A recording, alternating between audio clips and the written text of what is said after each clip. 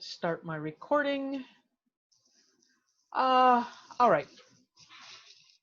Tuesday, I was talking about some of the various new ideologies that are happening in Europe at the end of the 19th century.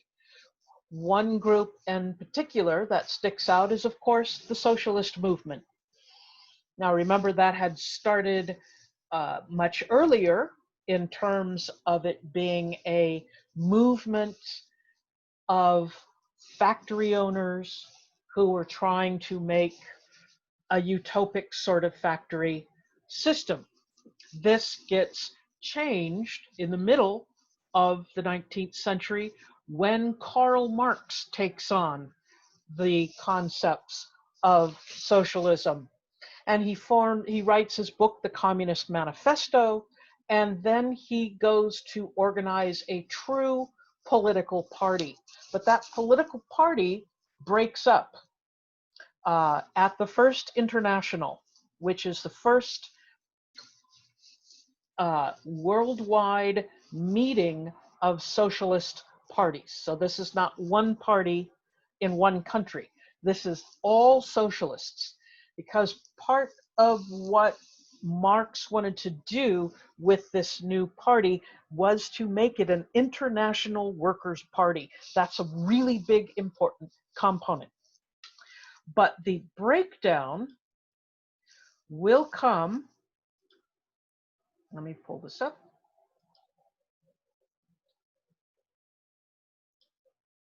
Get the right screen.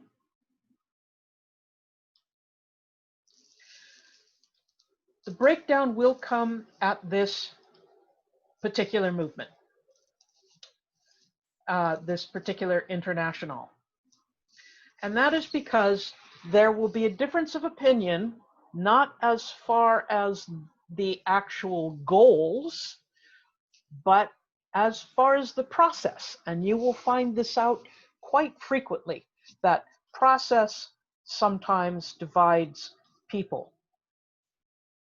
And as I had mentioned, this division is going to be, Karl Marx is going to go one way with the socialists or the Reds.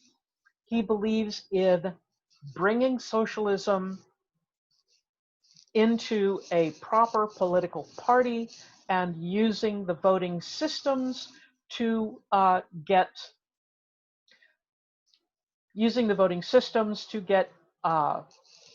socialists into legislators and then to institute socialist ideas. Mikhail Bakunin will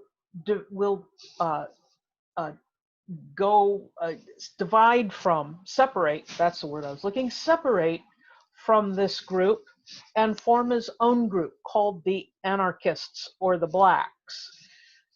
Now we're hearing a lot about anarchy today and socialists. People are throwing these terms around.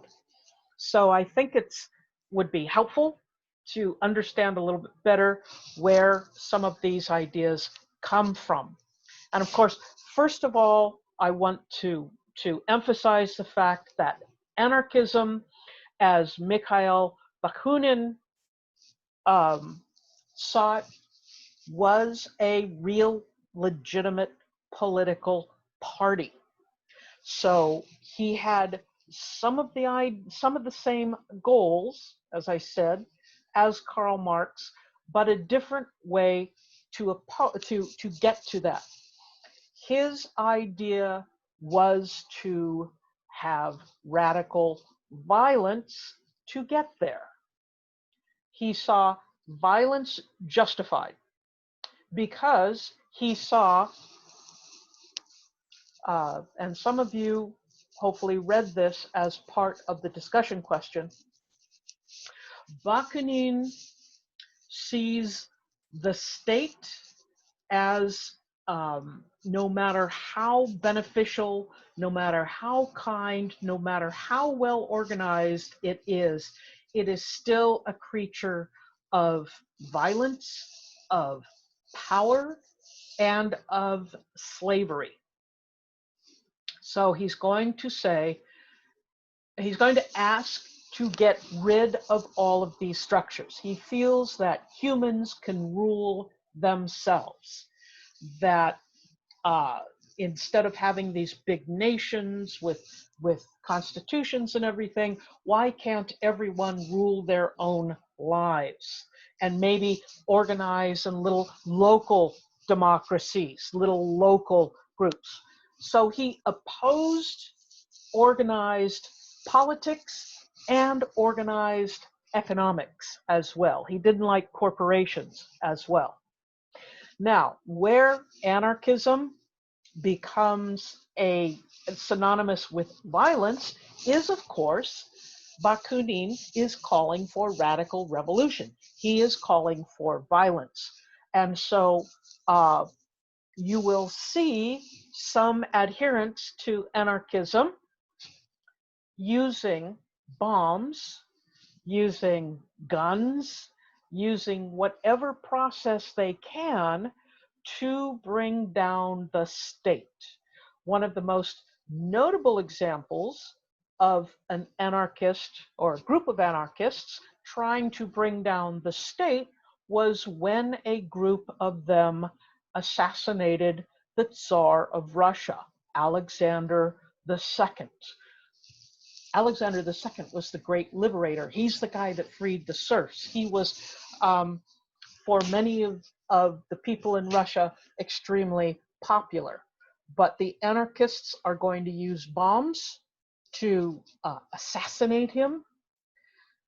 And that will start both a movement of terror and violence by the anarchists and a reaction by the government to try to clamp down. What the anarchists managed to do is make things work worse for everybody. But anarchism, with its connections to violence, basically become a shorthand for someone who was acting violently. When you read in the 19th and 20th century newspapers, they're always labeled bomb-throwing anarchists.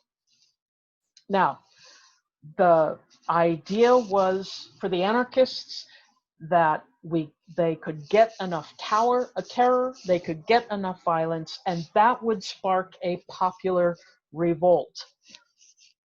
This doesn't work very well. And so because of this violence, the anarchists tended to ruin their legitimacy.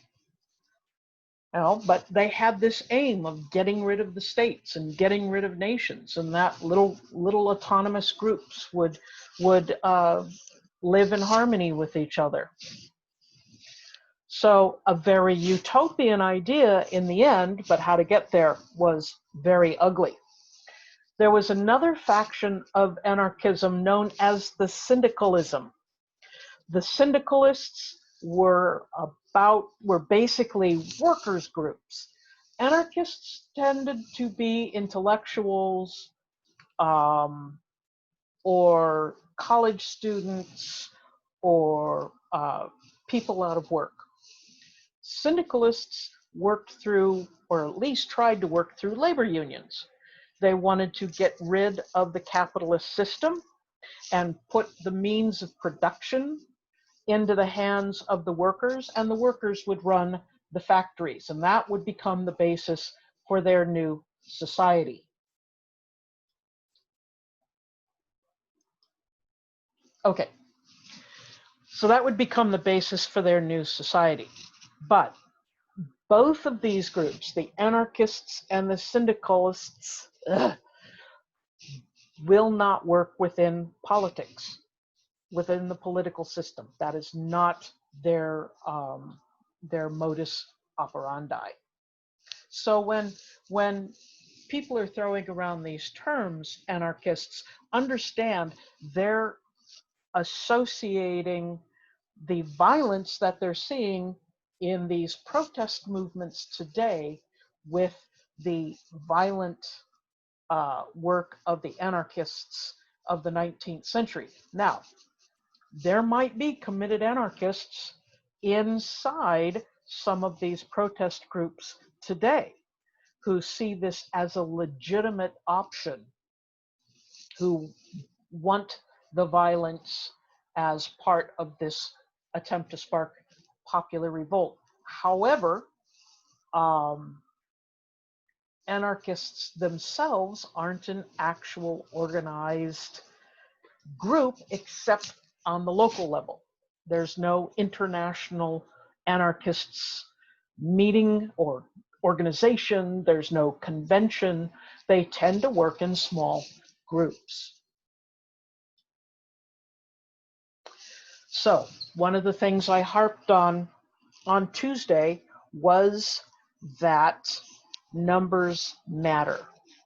And here is where we get the women's movement coming in, because remember, that would double the number of people voting. So women are going to start asking for suffrage. They want to be enfranchised. So a couple of terms.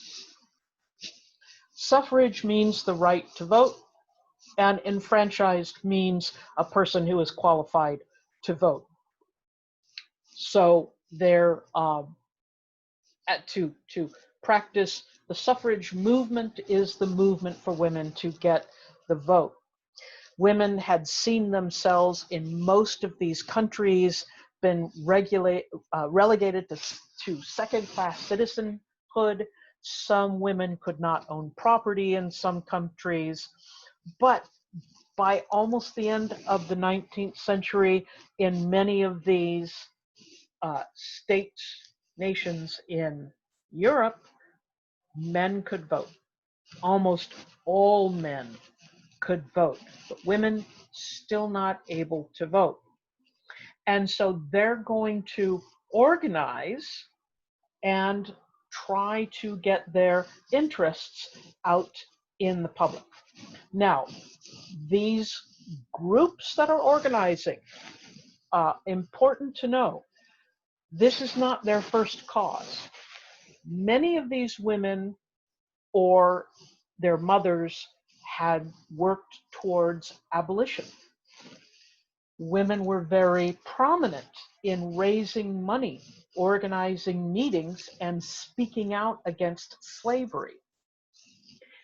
After that, they took on another cause, at least in America, and that was temperance, to get alcohol consumption to be illegal in the United States. And of course, that will happen at the end of the 19th century in the US. That isn't something that's really going to happen in Europe that much. But the main point is, women, even though they were not allowed to vote, had been politically active in organizations pushing for such options as temperance or abolition. Also helping African Americans get to own their own farms or get jobs or that sort of thing. So to many of these women, organizing and fighting for a cause was nothing new. And they knew how to go in and try to get the attention of the people they needed to get the attention of. Very slowly, we will see in Britain, women are going to get the right to control property. They can own property themselves. Now, this is great if you are a woman who has enough means to own property. But if you were a working class woman, this was not a movement that you were actually that involved with. In France and Germany, both countries had strong Roman Catholic influence. Women are going to win the right to divorce their husbands, which until Vatican II in the 1960s was incredibly frowned upon by the Roman Catholic Church. So here are two countries that had a lot of Catholic influence in them, but they're going to go against the church and allow women to divorce. This is a big step forward. So the next step is, of course, suffrage. That right to vote, just as it had been for the working class men and every other male in Europe, you do not have full participation and full personhood until you have that right to vote. I love this cartoon. This is obviously a working class gentleman who only recently had run the right to vote, and he is reaching behind and offering the woman the title of the cartoon, The Dignity of the Franchise. So he's reaching back and saying, you may pay rates at taxes and you may have responsibilities and all, but when it comes to voting, you must leave it to us men. So this is an idea that, women are now gaining all the responsibilities that men have, but they still cannot vote. So taxation without representation. So the societies who are fighting for women's rights to vote are going to multiply. There's going to be quite a few different ones. An early suffrage movement led by Millicent Fawcett. She forms the National Union of Women's Suffrage Societies, who worked in committees towards a peaceful and legitimate request to vote. However, groups in the minority to get anything done in an elected office like a parliament or Congress, they need to have the voices in those legislative bodies. Well, if women have never been able to vote, how are they ever going to get into these legislative bodies? And so trying to create this movement peacefully, legitimately, within the limits of the law is going to work very, very slowly. So the members of this group are going to be tired of asking for the vote and being turned down again and again and again because they have no representation. And they can't even get one party or the other, the Whigs or the Tories or Labor, to actually fight for what they're asking for. So here's a big group of potential voters up for grabs, and the existing political parties were being extremely short-sighted by keeping them out of the process. So there will be another group. This group is not going to be interested in waiting. They are going to adopt an idea of violence, but this is violence against property. The movement is led by Emmeline Pankhurst, and she will call the movement the Women's Social and Political Union. They will invade the House of Commons in Great Britain and chain themselves in the visitors' galleys. They will also slash paintings, ruin works of art that were painted by men. They will commit arson by burning down politicians' houses and smashing windows in department stores.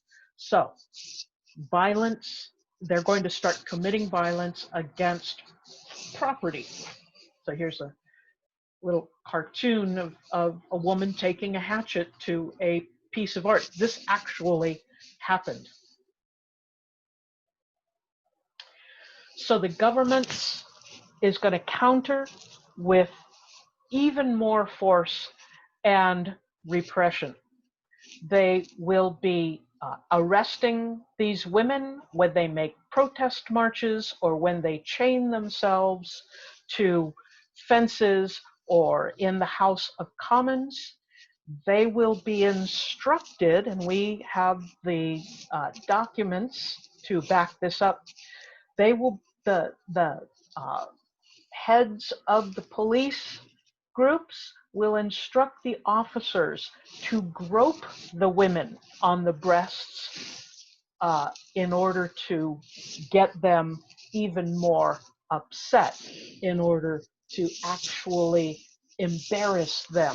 Because this is, remember, this is still a very um, uh, uh, modest sort of time.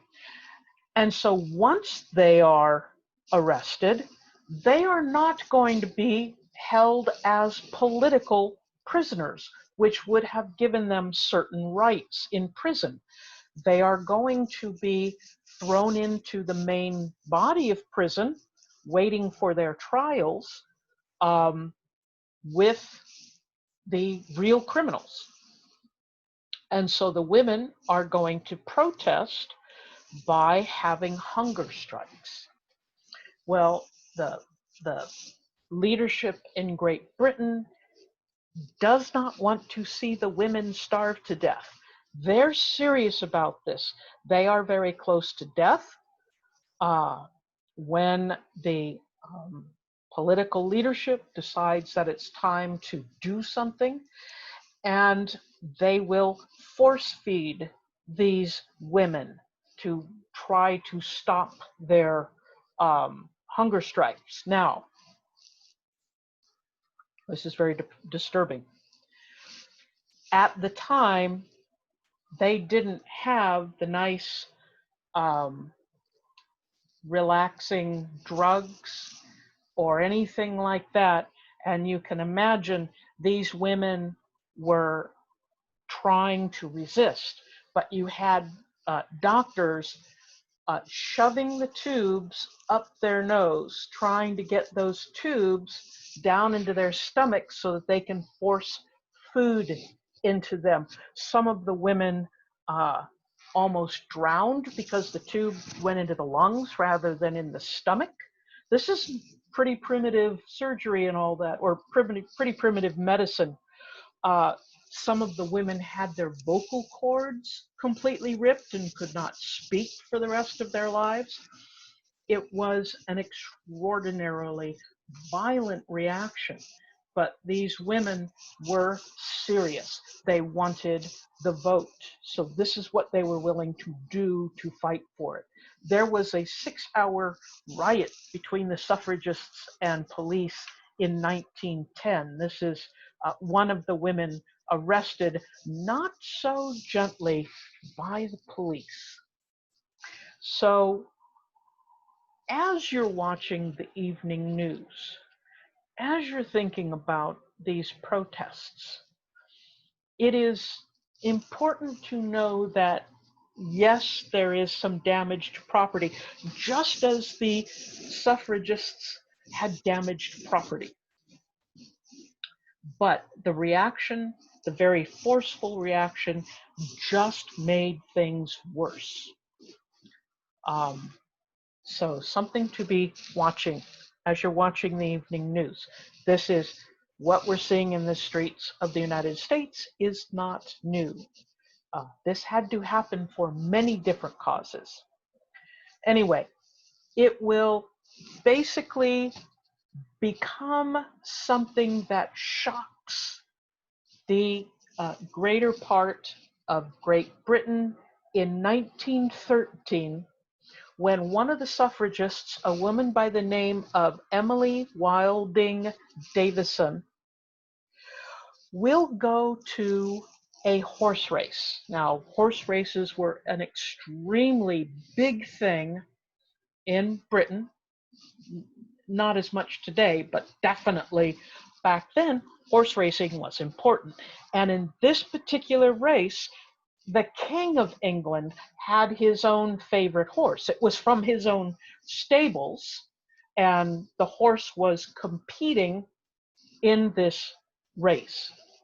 And Emily Davison was watching the race from inside the railing. And when she saw the king's horse, she ran out in front of it, and the horse trampled her to death. Also doing a lot of damage to the horse and the rider as well. This would have been generally upsetting, but it shocked the conscience of the people of England because it was one of the first horse races that was being filmed on a new invention called the movie camera. And so, of course, it is a big newsworthy item, and people were going to theaters. The newsreels were just coming out in theaters. So people were all of a sudden exposed to this woman throwing herself in front of a horse and being trampled to death. Probably the first time any of these people had ever seen something like this on film. That's going to affect people in a very visceral way. Why are we today so upset about the death of George Floyd? It was videotaped. We watched it happening. And so when you just read an article about it, it's one thing. But the new media and everybody having a camera and people being exposed to this kind of violence is going to change people's relationship with what is happening, because it affects them in a very different way, a very visceral sort of way. I used to, during this lecture, talk about how the videotaped beating of Rodney King changed so many people in America, especially white people, because we had never seen anything like that. It was a particularly vicious, brutal beating. And it had been secretly videotaped at a time when people didn't have phone cameras. People had video cameras. And it was surreptitiously videotaped. And for a vast majority of white people in the United States, this was the first time we had actually seen police violence for just somebody who was pulled over in a traffic stop. So this media, being able to watch it, makes a difference.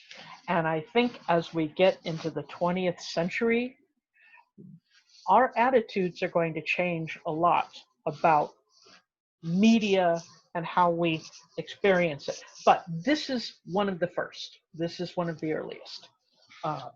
Was, of course, Emily Davison. By the way, if you're curious, yes, it is available on YouTube. I'm not going to play it, but if you search your name on YouTube, you will be able to find the footage. And it is particularly graphic.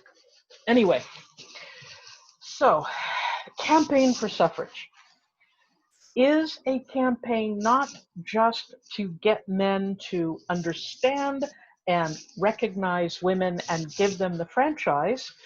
It is women changing their own roles. It is poor women and middle-class women working together, whereas before they wouldn't have anything to do with each other. They were women out in public, where women had not been in public that much. And it was middle-class women who were seeking to work, because that's kind of part of having the full rights of a person. is being able to work, being able to earn one's own money, not being kept at home and being expected to, have dinner ready, but actually going out and having a job. So these organizations are, pardon me, helping women connect with each other, connect with the larger world, and they're going to be doing more than just getting the franchise. They're going to be working to help the poor. They're going to be working towards prison reform, temperance movements, abolition of slavery, improving education for women. So it is not just give us a vote. It is changing their roles entirely so that they reflect more of the freedom and privileges that men had at the time.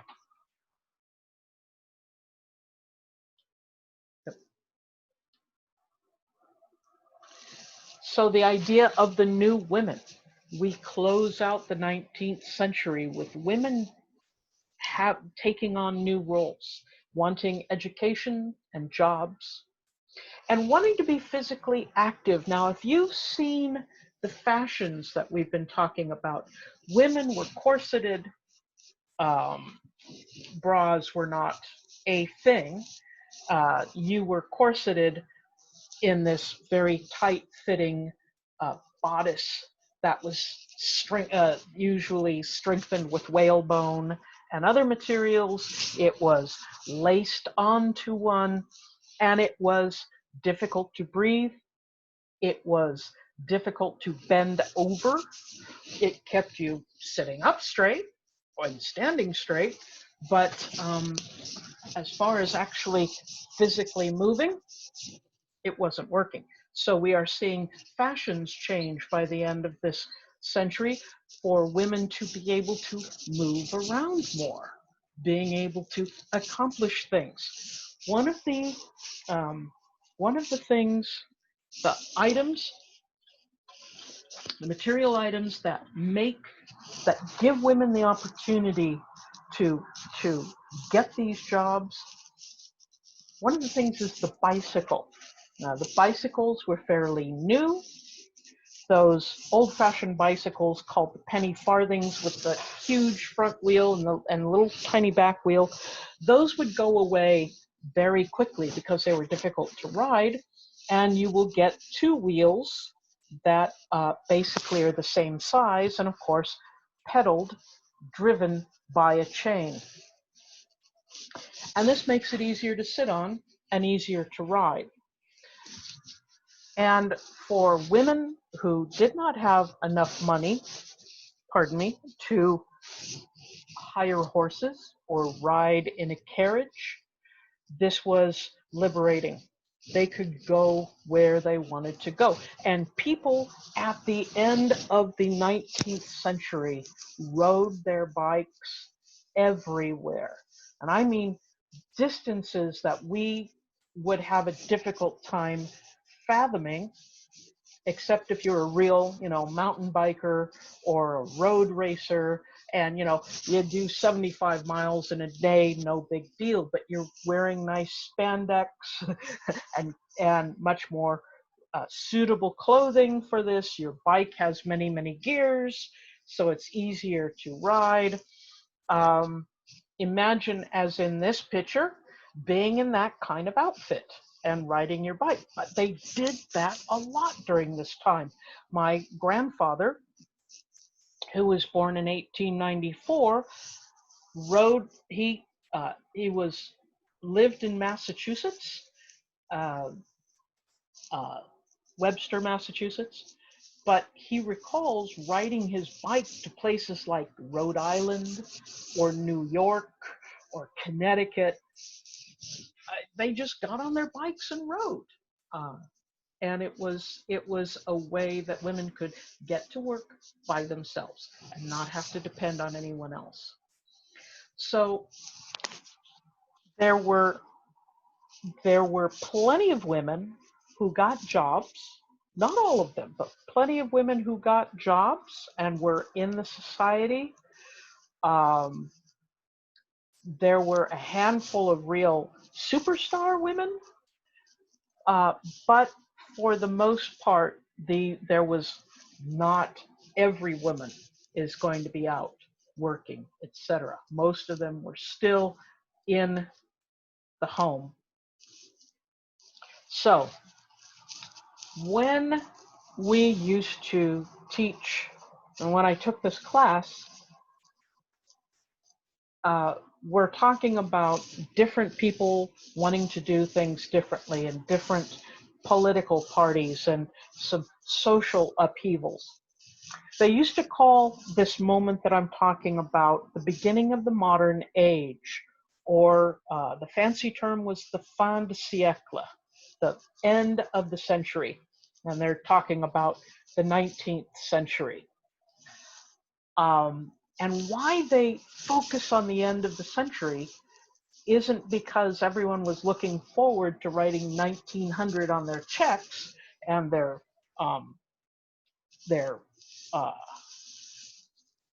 journals, that there were truly things happening that are going to shake up how people understood things. And this modern age is going to be reflected in things like science and art and other movements, that it's going to bring in an air of uncertainty, which is very strange, because you had, in the beginning of the 19th century, you had the growth of liberalism, you had the growth of democracies in some place, and you had just gotten out of the age of enlightenment. But by the end of the 19th century, science is taking on some very different roles, and people are challenging the conventions. One of the most pivotal individuals, a man who is really going to shake up the world of science, is of course Charles Darwin, a young man who wanted to be a doctor until he found out that he could not handle the sight of blood, and so he studied as a geologist. He will be able, as a young man, his father will find him a position as a scientist aboard a ship, the HMS Beagle, that will be sailing around the world. It's a 5-year journey around the world. And it had planned to stop in all sorts of places, not just to take on more coal and everything, but to actually learn about these places, bring back information about the places that they stopped. And so he spends this 5 years on the Beagle, taking notes, drawing pictures, and observing things. He also knew that we as regular people, as agriculturalists, as people who raised livestock or who grew things like pigeons, all of these people knew how to understand traits that they wanted and breed them in with animals that they had the better traits, and hopefully get those better traits coming out. So we had bred horses, we had bred dogs, we had done some little breeding on cats, pigeons had been bred, just a whole variety of animals for centuries had been selectively bred. And Darwin asks, if we could do it with a pigeon, why couldn't it happen naturally? So he is going to conceive of an idea that he talked about the variations within a population that made certain individuals adapted for survival through competition. Now, the important thing to know about Darwin, Two things. Number one, he was not the first.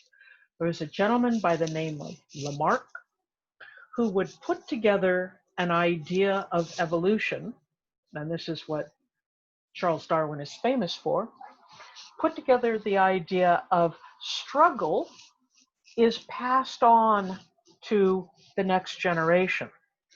That Lamarck's idea, he explained it by the giraffe. See, giraffes started out with shorter necks, and those giraffes that could stretch up higher got the leaves, got to reproduce, and their offspring would stretch up higher. It was almost as if Lamarck thought that the will of the giraffe was what changed it. Darwin is going to come up with a different idea called natural selection.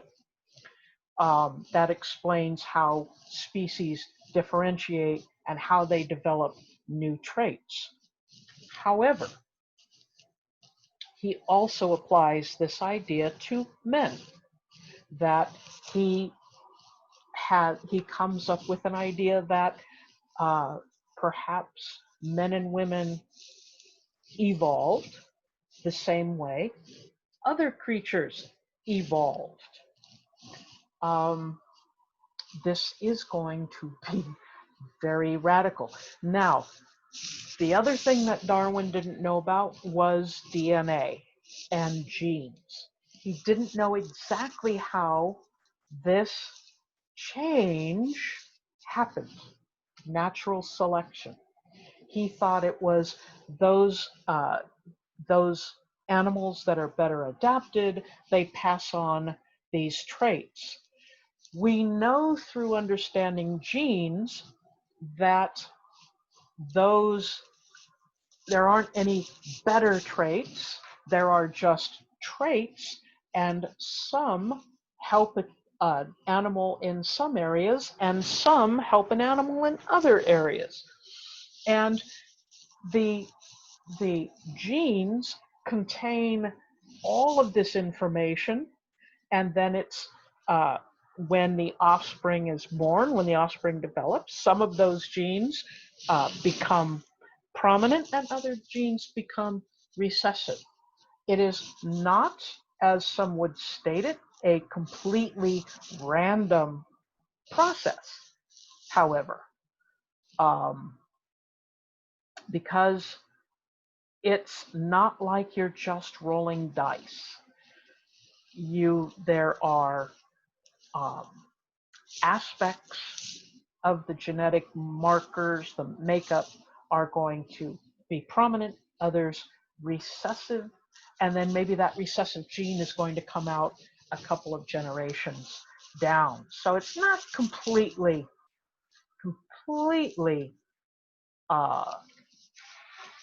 random, but it will upset an awful lot of people. There will be several other types of sciences that will be coming up during this time as well. These are not kind of like the hard sciences we think of when we think of chemistry or astronomy. Those sciences that we have are really strong data. These new disciplines are looking to understand humans, sociology, psychology, anthropology, and of course, how humans interact, especially with goods and money, economics. The idea of applying scientific analysis to fields like this is new at the end of the 19th century. So definitely we're seeing new patterns of science, and a lot of these come out of the idea of Charles Darwin. It's going to upset a lot of people for various reasons. Of course, for those people in Europe who held to a literal interpretation of the Bible and the stories in Genesis of Adam and Eve. Charles Darwin's ideas go directly against those. Darwin's ideas that the change in humans is not motivated by a creator, that they happen, was extremely bothersome to many people. There will be lots of prominent debates about this. That debate is still going on today in the senior aspects of YouTube. Yeah, you just type in evolution versus creation and see what kind of stuff you get. Mainly fireworks. Anyway, but it leads to an idea that humans are not static, that they change, and that maybe by observing these changes, we can better understand people. And I'll talk about psychology in a few moments. But there was a problem with Darwinism. It's difficult to understand, and even Darwin didn't have all of the details down. We don't teach Darwin's books as being, you read these and now you know evolution. Science has changed a lot, but still Darwin's initial ideas keep getting tested, keep getting run through the ringer. So, but because they are difficult ideas to swallow, especially back in that time, we're going to see a weird thing pop up, a pseudo-science, if you would, known as social Darwinism. Now, the most famous person to propose it and to champion it will be a man named Herbert Spencer. And he is going to say, oh, well, what he will do is not look at what Darwin wrote, but create his own explanation of Darwin's work. And he puts it in a very nice, concise, easy to understand phrase called survival of the fittest. It's Spencer. It is not Darwin, but Spencer tries to justify what he is doing by saying, oh, I'm just following along the lines of Charles Darwin.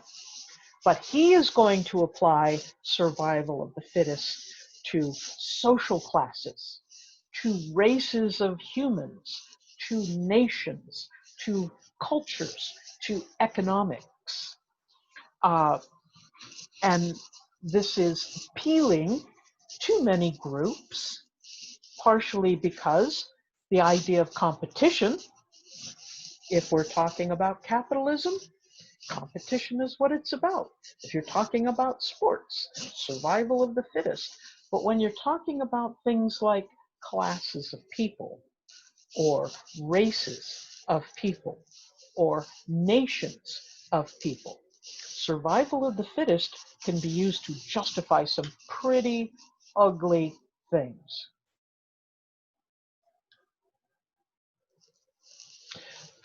But it was easier to understand than trying to slog through Darwin and understand biological evolution. It just fit beautifully into the popular vocabulary.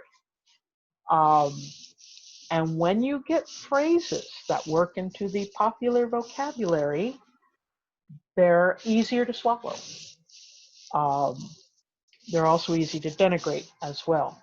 So when I say that it was used to justify some very ugly things, it was used to justify a natural order of rich versus poor. In other words, this person is rich because they are the fittest, the best, so they should be rich. This person is poor. It's that person is not so fit. You know, too bad.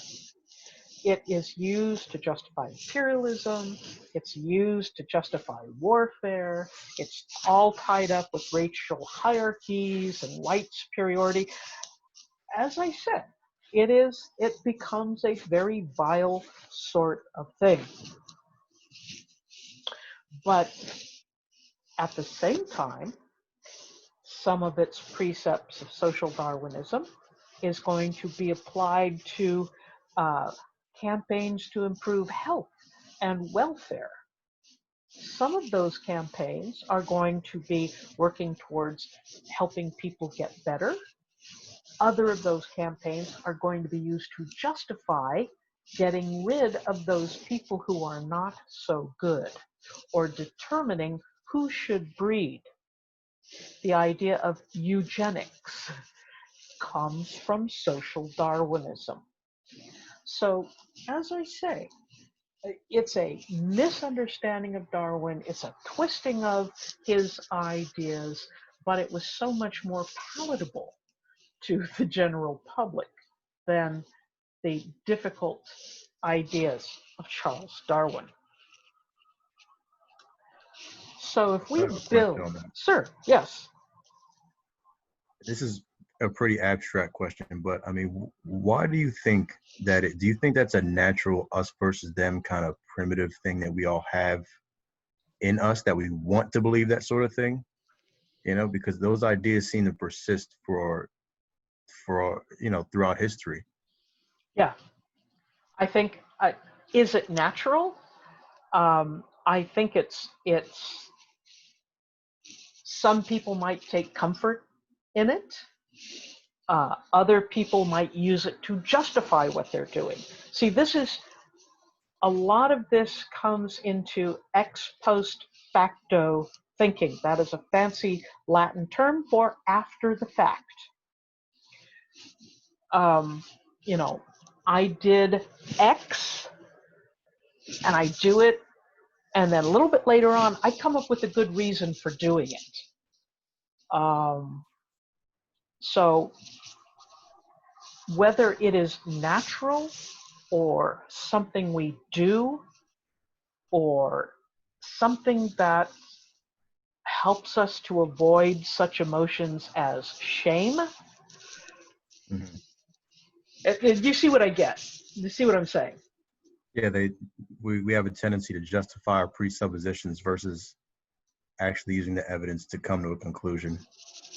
I think that's an elegant way of stating it. Actually, let me lead into the next scientist I'm going to talk about, and that is Ivan Pavlov, a Russian scientist who was curious about animal behavior. And when you open Darwin's door to thinking that humans are animals, that we weren't created especially as a different product, but we are one of all of them. Pavlov is wondering about human behavior and animal behavior and what is natural inside an animal and what they learn. And remember, when we're dealing with behavior and brains and stimuli, we're dealing with a black box. We can't get in there. Can't, pry it open and look at the brain and say, aha, this and this and this. We have to deal with what comes out of whatever creature we're working with. And so trying to understand behavior as something that is innate or natural within the creature or can be trained. Pavlov's dealing with that. Now, his most important or popular experiment was he took dogs and he would ring a bell and feed them. And then every time he would feed the dogs, he would ring a bell. Eventually, he would just ring the bell and observe the dogs. And he would observe they are preparing to eat. They're starting to salivate. They're getting all excited. So he starts understanding that he has trained a response in these dogs. So this is, he's finding that not everything is completely inside the head, already there and formed, but there are elements of that that can be changed. So the ideas of behaviorism is a way to understand that black box of human activity is sometimes guided by physiological responses rather than reason or intellect or emotion.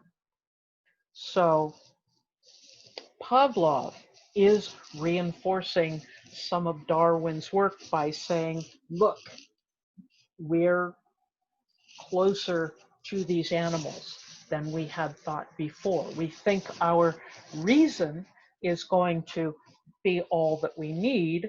It's going to be everything, all that we want. But Pavlov says, not quite. Not quite. There are irrational activities going on in those heads that, we have to understand. Because we can understand reason. That's no problem because reason is a construct. We can understand that. But irrationality and other reasons, that's going to be something we maybe cannot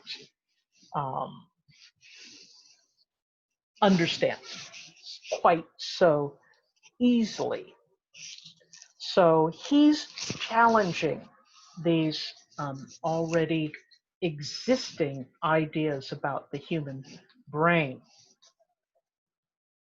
And then, oh boy, everybody's favorite, Sigmund Freud.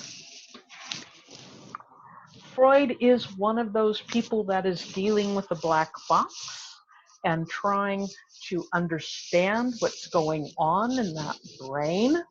But of course, as I say, all he can work with is what he can get out of it. So he devises a practice of getting people to talk about themselves, their upbringing, what they remember. And he also wants to know about that unconscious and what drives people. Why do they desire? Why do some people like chocolate ice cream and other people are wrong and like vanilla ice cream? I'm teasing, okay? But why do we have these certain very different and irrational devices? And so one thing that Freud is going to start dealing with are dreams, because he says dreams are something that are coming out of your unconscious, so therefore they must mean something.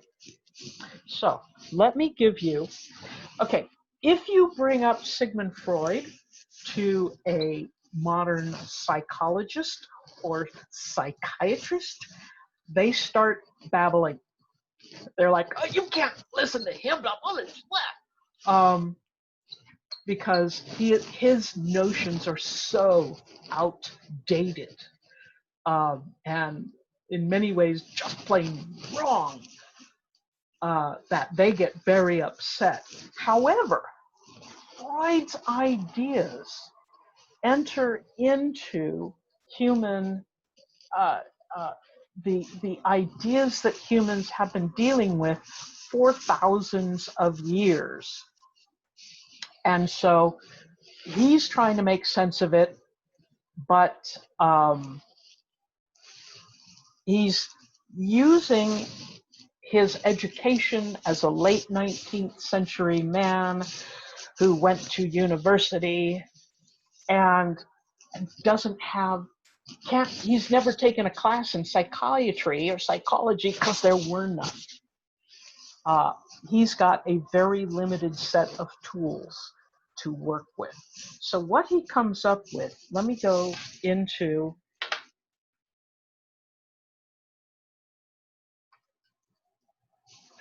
my white screen.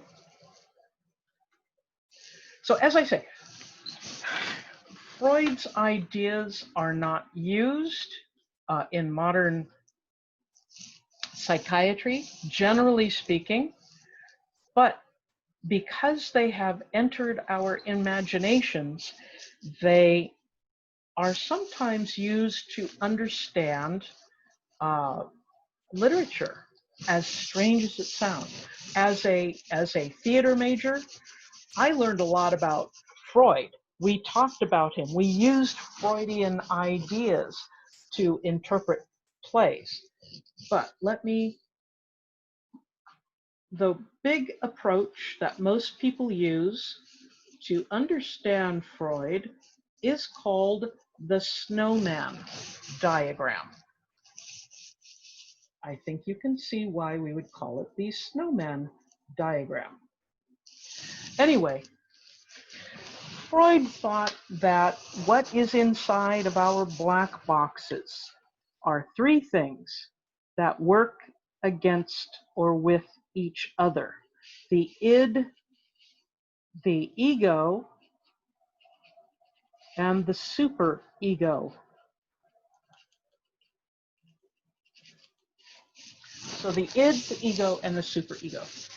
The id is where the emotions come from. All of our base instincts, all of our desires, all of our unconscious. It also is the biggest portion of our brain. So you know, our tastes, all of this stuff that's doesn't come from a rational education. The superego is our morals, and I'll type this out. The superego is our reasoning.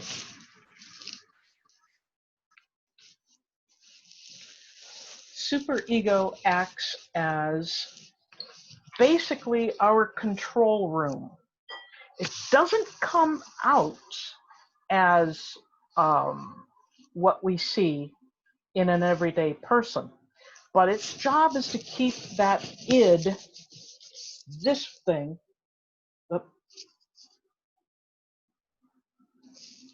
this guy, in check. That's our superego. Our ego is what everyone sees. That is our conscience.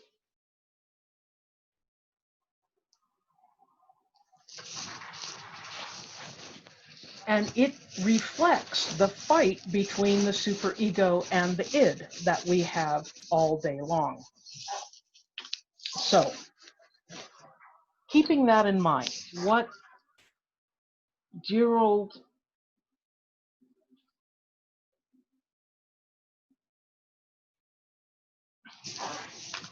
Freud explained that is what he saw as the psyche, the whole package.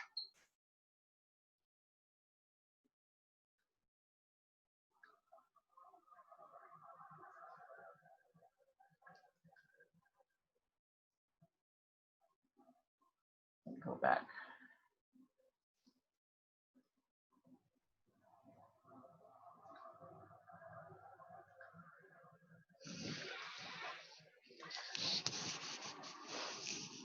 So in trying to access the id, because it would be fairly easy to access the superego, maybe, that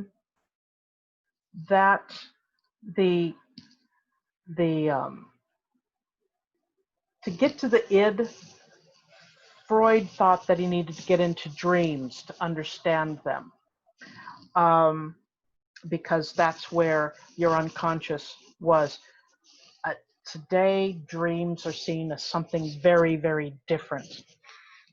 But of course, he's dealing with a black box. How do you get stuff out of it? Well, you get somebody to talk about it.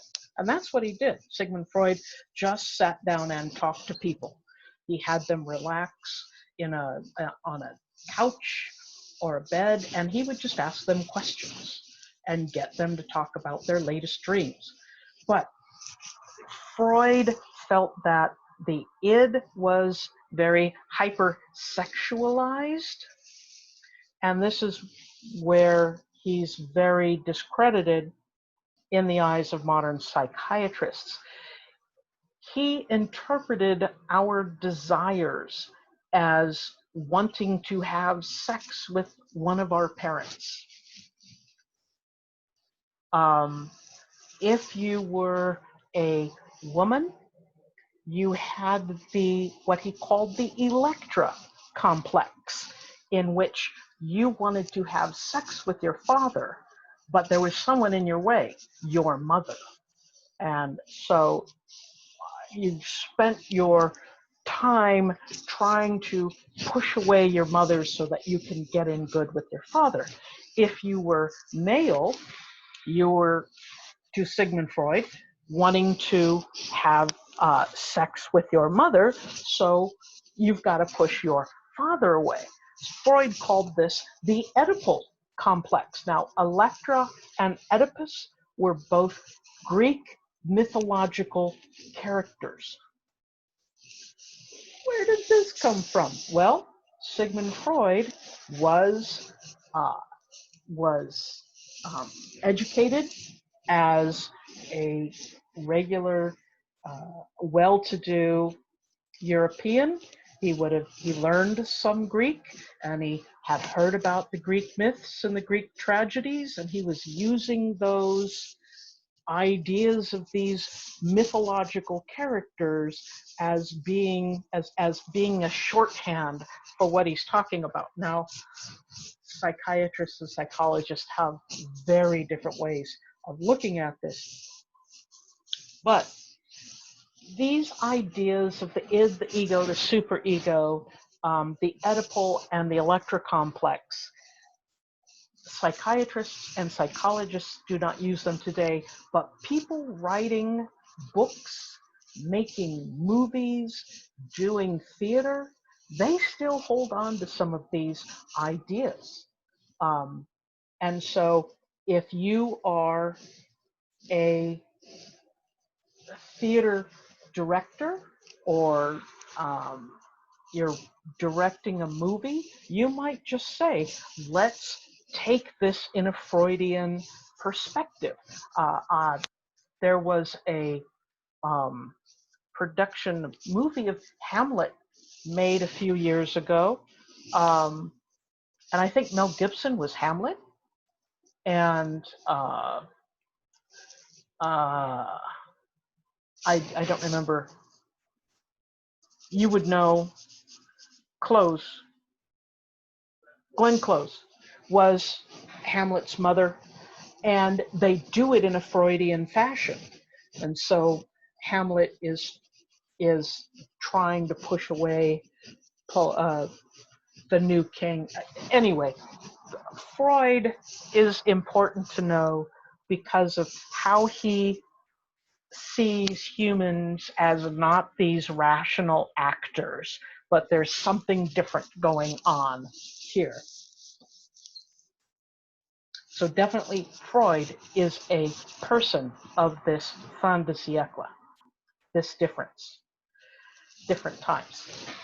And then, whoopee, we get to one of the crazier of the late 19th century thinkers.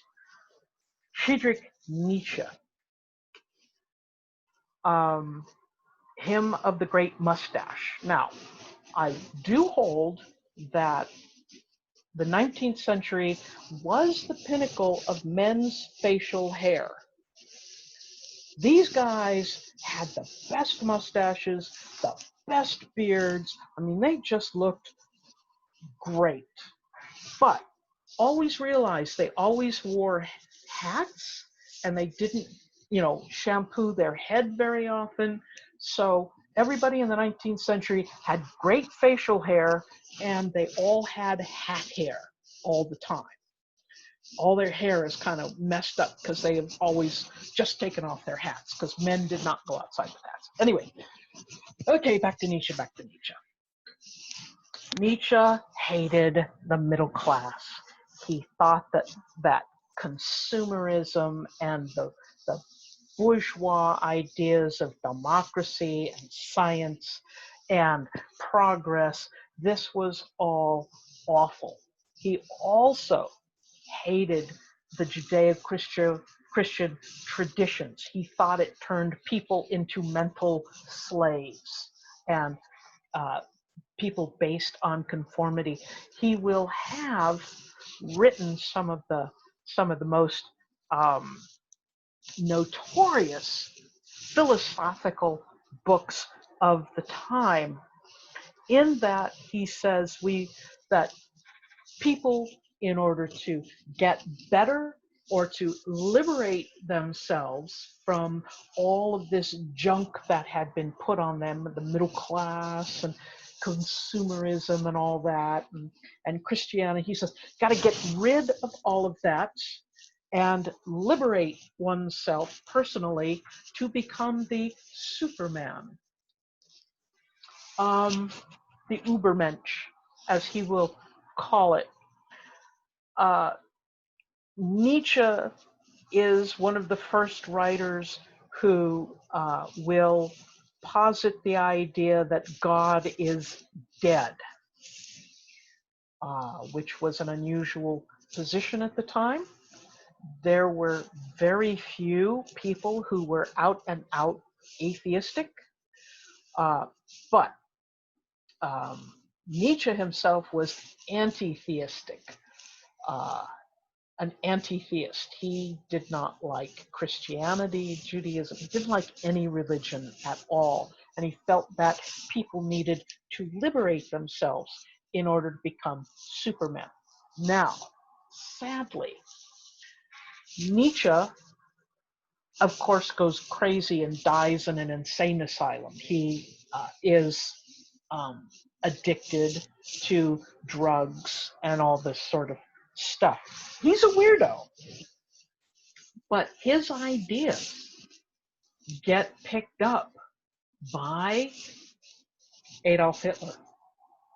Nietzsche has a very big influence on Adolf Hitler and the Supermen and Adolf Hitler's ideas that some people are better than other people, and so it is justified that those Supermen, by which Hitler thought of the Aryan race, were the Supermen, and they were justified in whatever they did to anybody else. So can't necessarily blame an author for someone coming along 40 years later and repurposing your work, but Nietzsche's opening doors to new ideas about how bad the 19th century was. So, talked a little bit about philosophy and about sciences at this end of the 19th century and how they are different. Art, of course, because it moves so quickly. Things change in art so quickly. It becomes a really good, indicator of what is happening. And so the art at the end of the 19th century is particularly fascinating. So we have to understand it in terms of modernism. And that idea that people are questioning a lot of what happened before, what we accept as acceptable, and we're going to see artists trying to reflect that in their work, that they're seeing a world that's changing and they want to uncover it.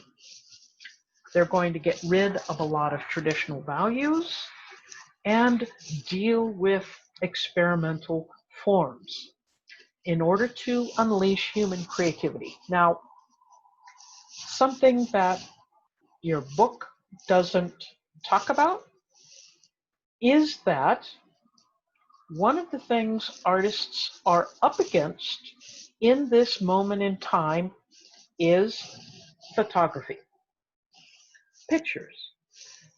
For the first time in human history, artists are not needed to gather and preserve what people look like.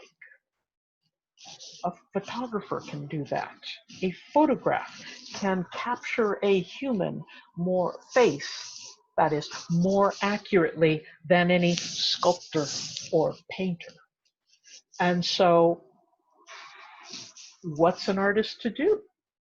At the beginning of the 19th century, before the camera, the emphasis was on perfecting this look, these people. You got these incredibly accurate portrayals of people. By the end of the 19th century, everyone who has even a little bit of means can go in and have their picture taken. And you can keep artwork of, everybody around you. So the artist is not needed to capture individuals. So the artists are taking different movements. And you will see that these modern artists are going to be so amazingly imaginative about what they're doing.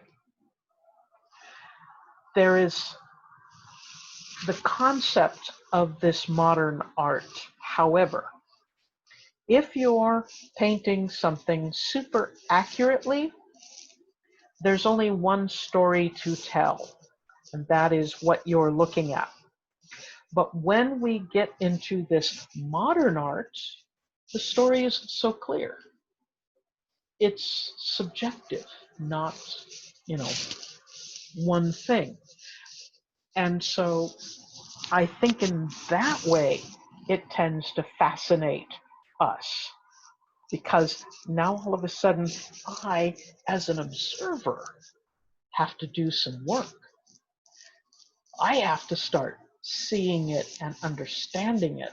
And so the artist can manipulate me, the observer, in different ways. For example, Wassily Kandinsky was a modernist who was someone who thought in a very revolutionary way. He was very much a revolutionary artist.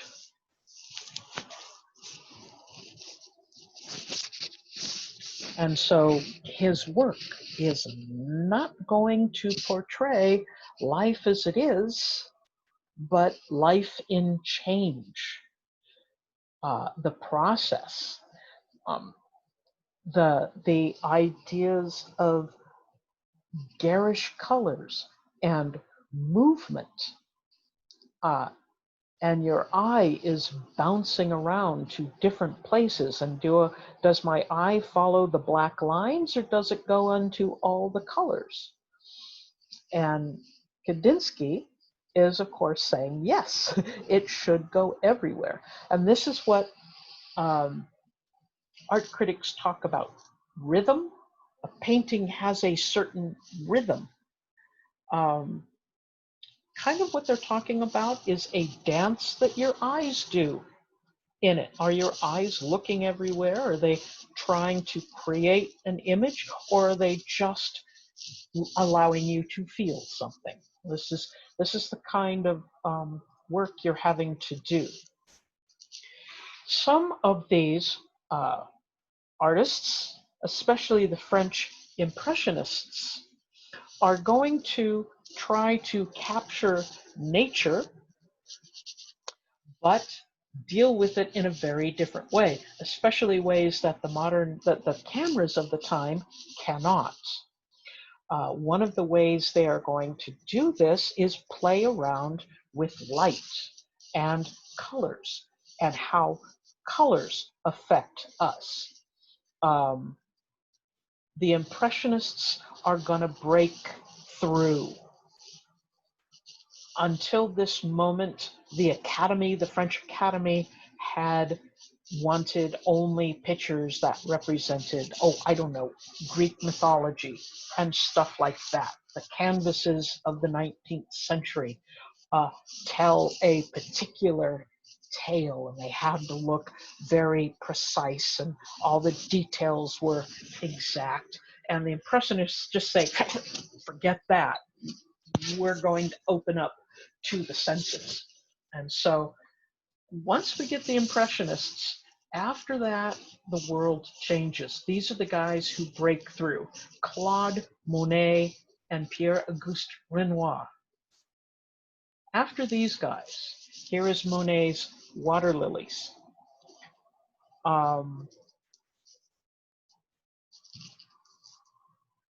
It's leaving you with an impression of what a lovely sunny day is like.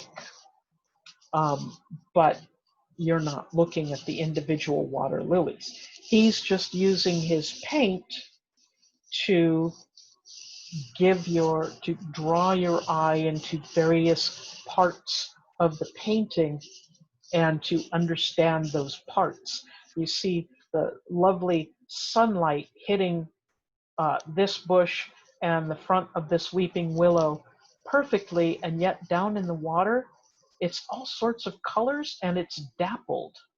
And oh yeah, that little piece of shadow there and there, he's not painting the shadow of anything. He is simply using the colors to make you feel what it is.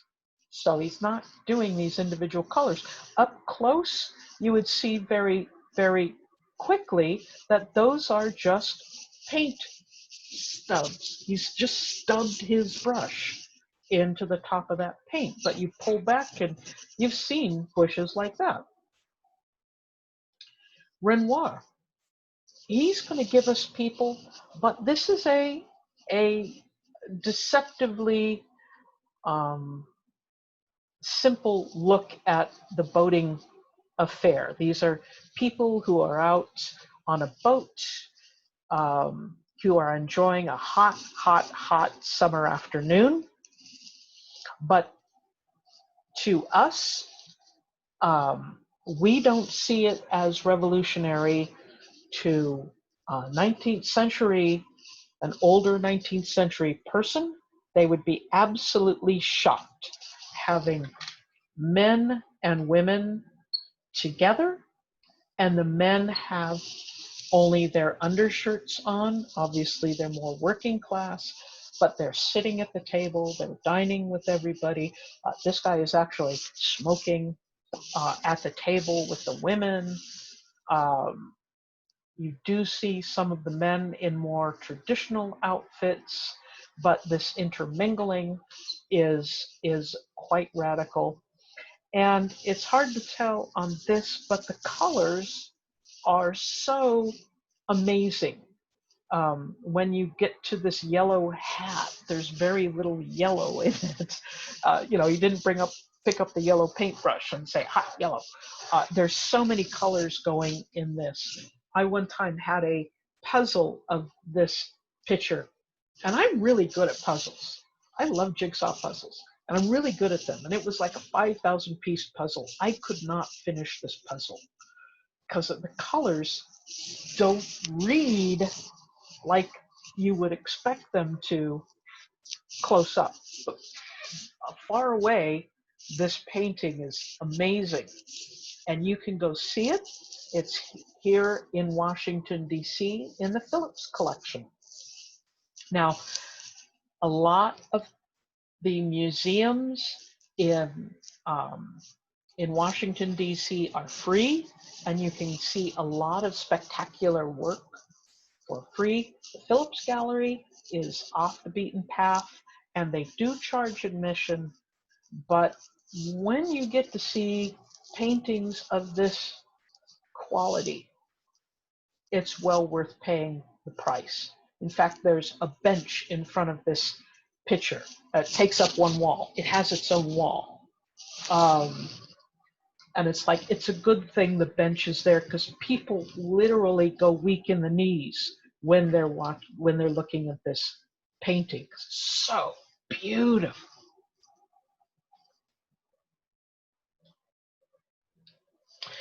And then once that ceiling is shattered by the Impressionists, we have the Post-Impressionists. Now, the categories we would like to think are hard and fast, not so much, but this is how most art critics break it down. Cézanne is going to say no more representation, that he's going to use his own personal subjective idea for self-expression. And of course, Vincent van Gogh, who is pushing the envelope of creating art that expresses a extraordinary strong emotions and feelings. Yep, one too many.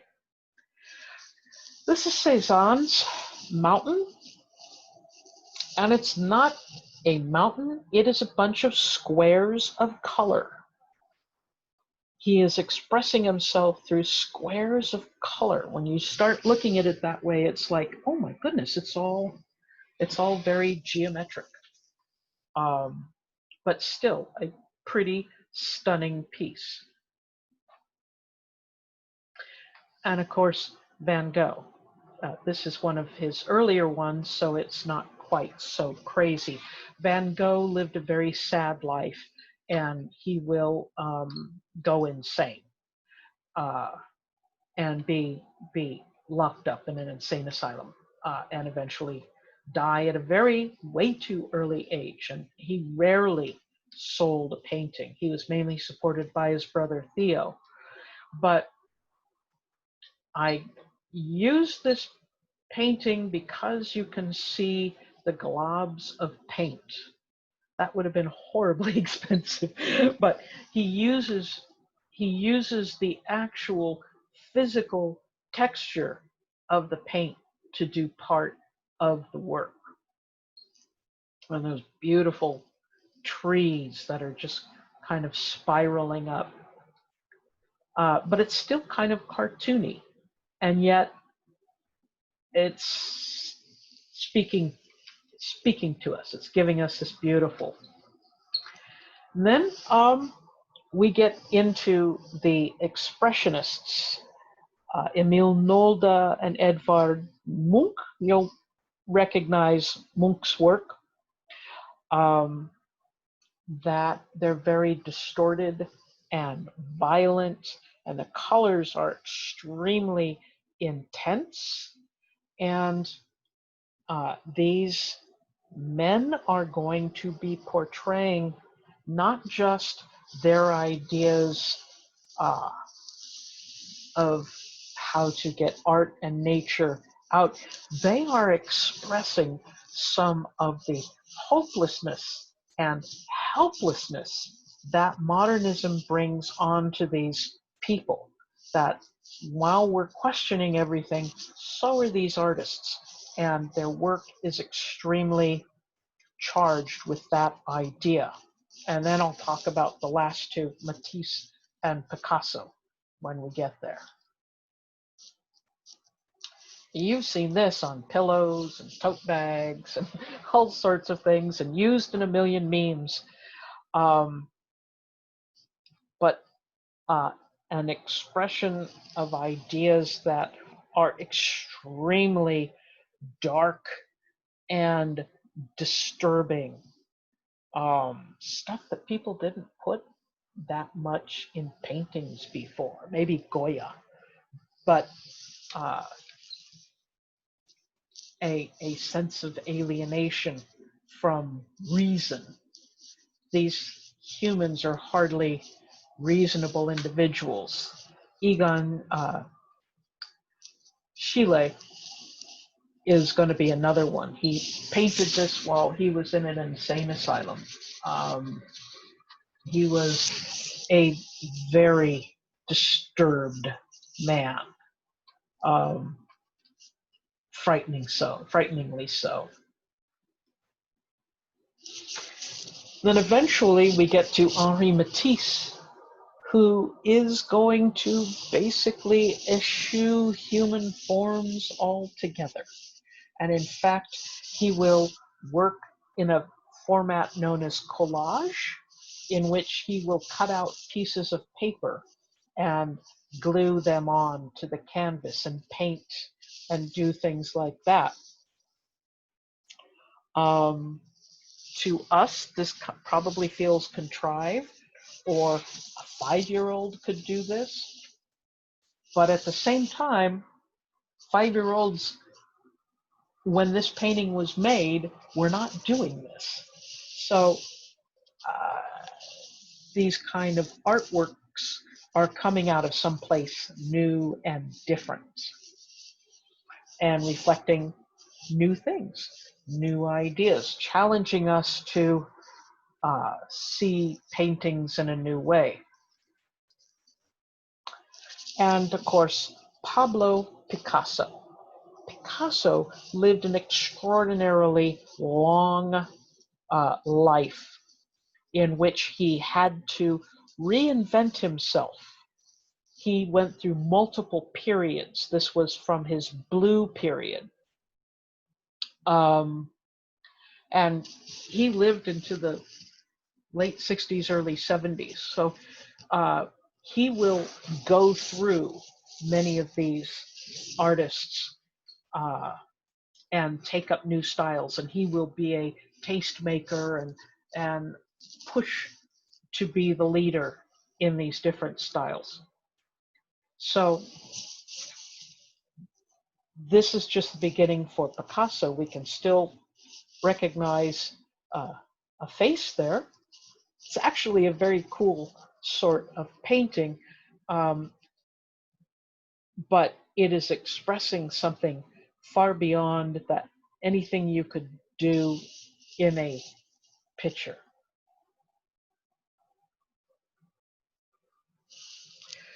So between this time, 1870 to 1914, in some ways it was looked upon as a golden age.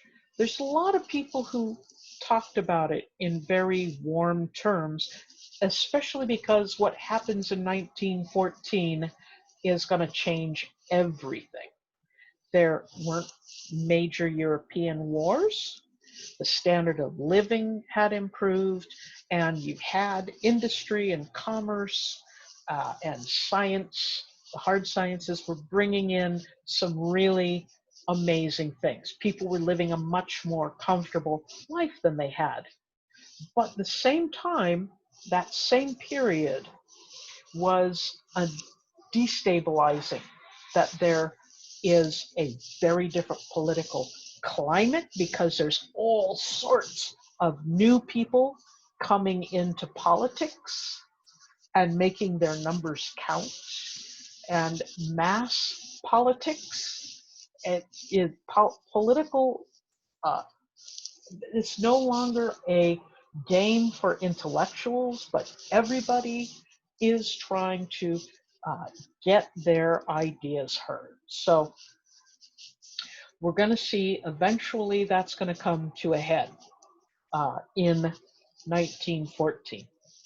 And there are certain scientists and scientific ideas and artistic ideas that are undermining all of these different new things that are coming up.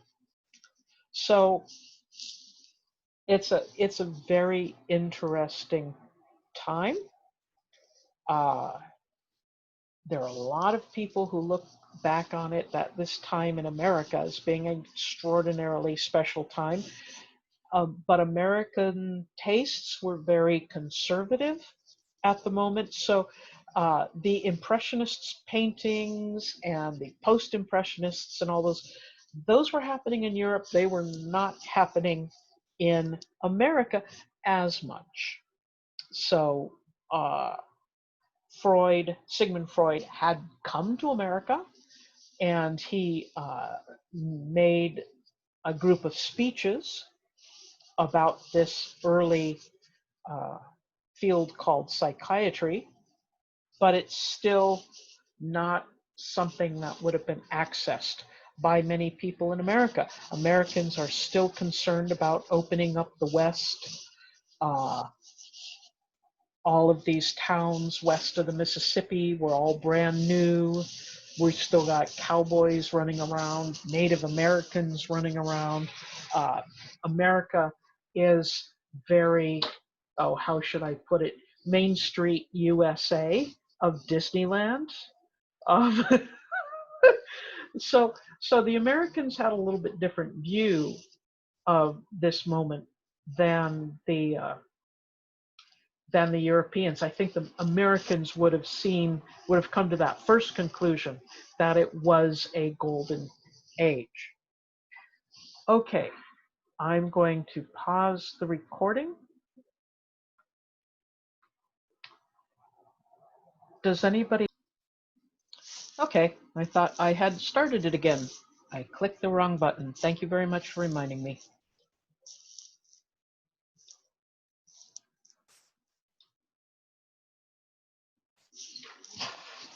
Okay.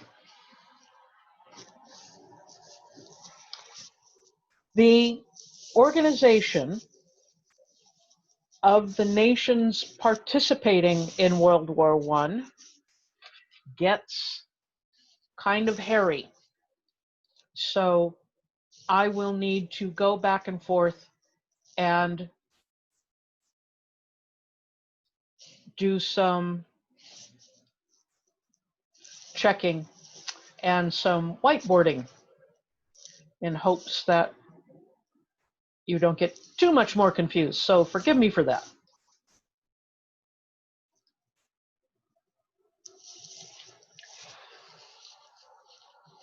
One thing World War I will do is we will see a beginning that is kind of like that golden age of the end of the 19th century.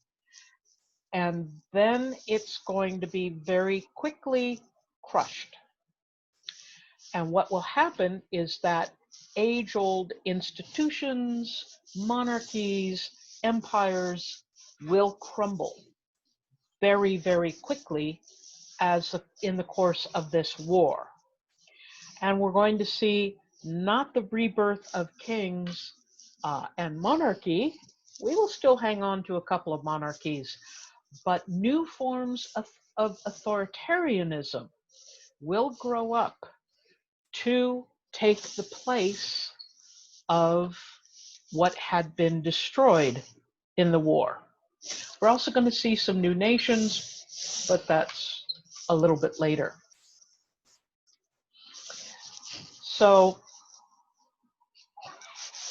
the July crisis, July of 1914, I will talk about some of the things leading up to the war, which starts around the 1st of August. Yeah, August 1st. August 4th, actually, of 1914. But the July crisis basically becomes 6 nations staring each other down. And they are divided into the Triple Entente and the Triple Alliance. Now, unfortunately, those are kind of difficult names for them, and I don't use them that much. I'll try to, but I keep forgetting. But oftentimes they're called the Allied powers and the Central powers, which is more geographically correct and allows for us to see them more clearly. Because we're not just talking about 6 nations going at each other hammer and tongs. It's going to be scrambling for colonies and an arms race. That second industrial revolution that I talked about, remember how you saw the graphs of how the steel production in Germany went through the roof as compared to everybody else? They were building up to this. The war starts out as a popular thing. People want it. Many of the countries who were in it at the beginning wanted it, but it's going to turn out very differently than how they expected it to. So here are the players. The Allied or the Triple Entente is the United Kingdom or UK. They've got Ireland, so I will shorthand it as the UK. We have France, and we have Russia. So those are the 3 nations on the Triple Entente, or the Allied nations. The Central Powers, or the Triple Alliance, it's easier to think that way because they're centrally located. But it is the German Empire, the Austro-Hungarian Empire, and Italy. And as you can see, the Austro-Hungarian Empire and the German Empire are at their largest at the moment in 1914.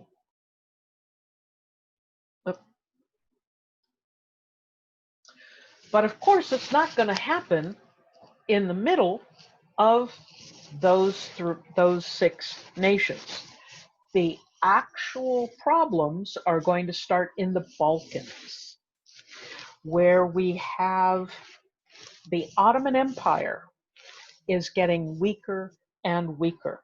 It had been called throughout much of the 19th century the weak man of Europe, but it still had teeth. Yes. Okay. And it also had the various different sides of this First World War. It also had different players who were supporting the small areas inside the Balkan nations. You still had Russia pushing for the Slavic nationalism, which meant that the Russians backed the Serbs. The Serbians spoke a Slavic language. They were Serbian Orthodox Christian, which meant that they were very close to Russia, and they had physically desired to have Russia as their protector. However, the Austro-Hungarian Empire ruled over a large portion of the Balkans, and they did not like Slavic nationalism. In fact, the Austro-Hungarian Empire was Catholic Christian, and there was not a lot of fondness between the Orthodox and the Catholics at this time. So in 1912, 1913, we're going to see a handful of rebellions in the Balkans trying to overthrow the Ottoman Empire that had ruled them for hundreds of years. The Ottomans had, of course, been Muslim. There were many Muslim enclaves throughout the Balkans, and the Ottomans at times had ruled over large sections. So you've got religion raising its ugly head, because as much as the Catholic Christians disliked the Orthodox Christians, they both hated the Muslims. So these Balkan wars are going to be not so much big armies, but smaller movements trying to get rid of the Ottoman Empire. However,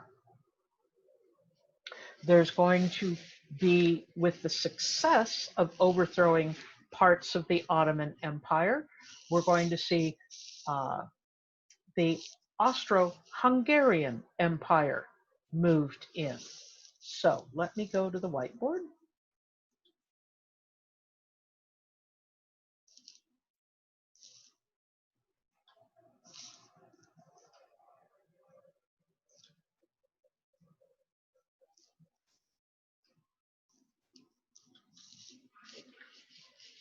So the two sides, the United Kingdom, France,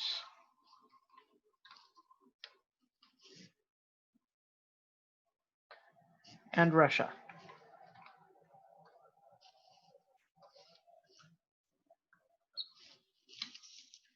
Is one side. Now, these alliances were not just because they liked each other. They had real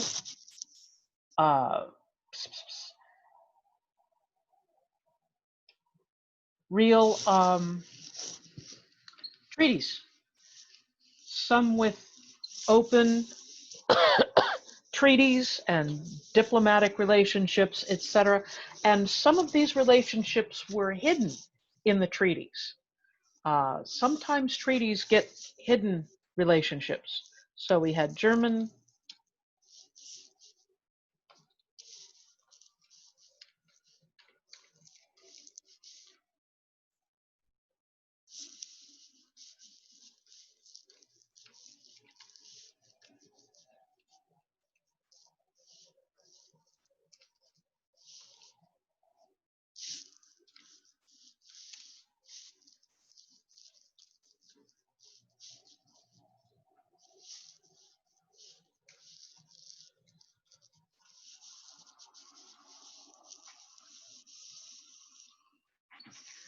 so we've got our main combatants are these six.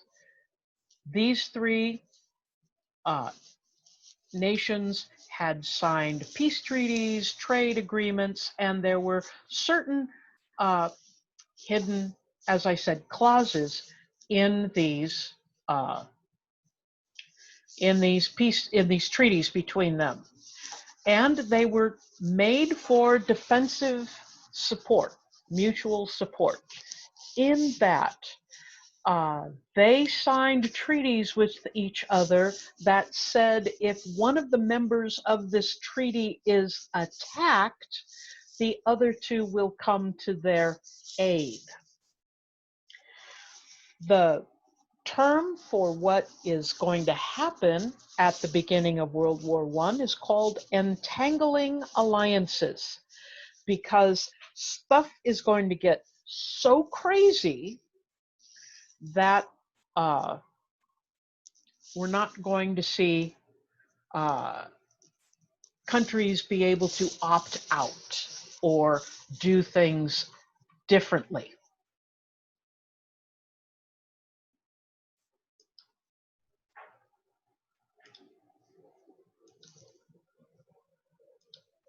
So at the end of the Balkan Wars, There was an area of Serbia that was independent and an area of Serbia that was under the control of the Austro-Hungarian Empire. So the Bosnian Serbs hoped to get out of the Austro-Hungarian Empire and join this small enclave known as independent Serbia. In order to do this, there will be a movement of Bosnian Serbs who will try to gain their independence through guerrilla warfare, because they had practiced much of this in the course of the Balkan War.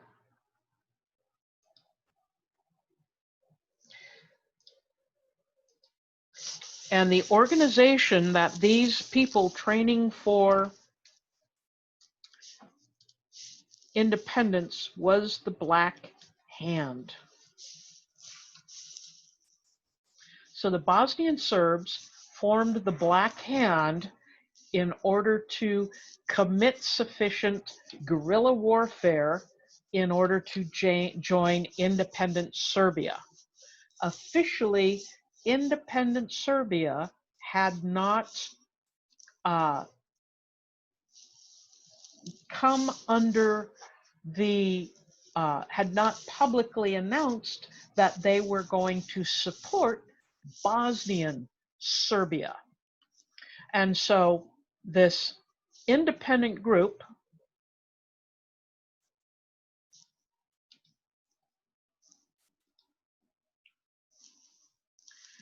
is going to end up fighting for its independence in the middle of all this fighting. So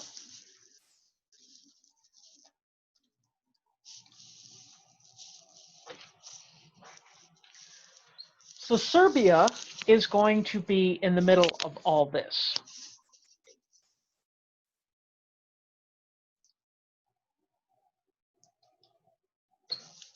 However, Serbia was under the control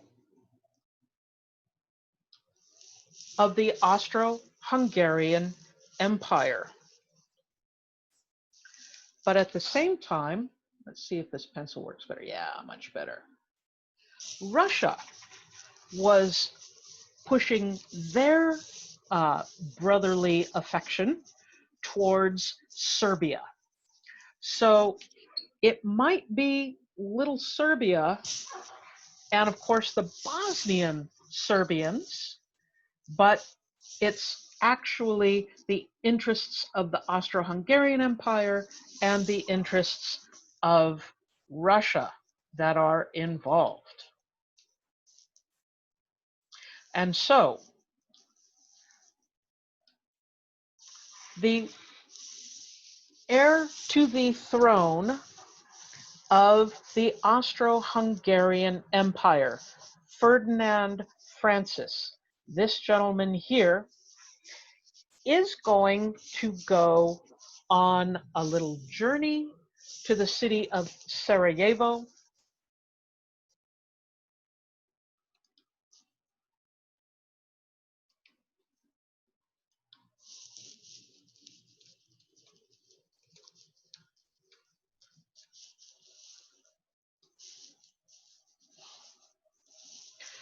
On June 28th, 1914. And he will go, he will first attend a mass, and then he will travel through the streets, and then he will meet with dignitaries. The day he chooses, June 28th, also happens to be a very important day in the history of Serbia.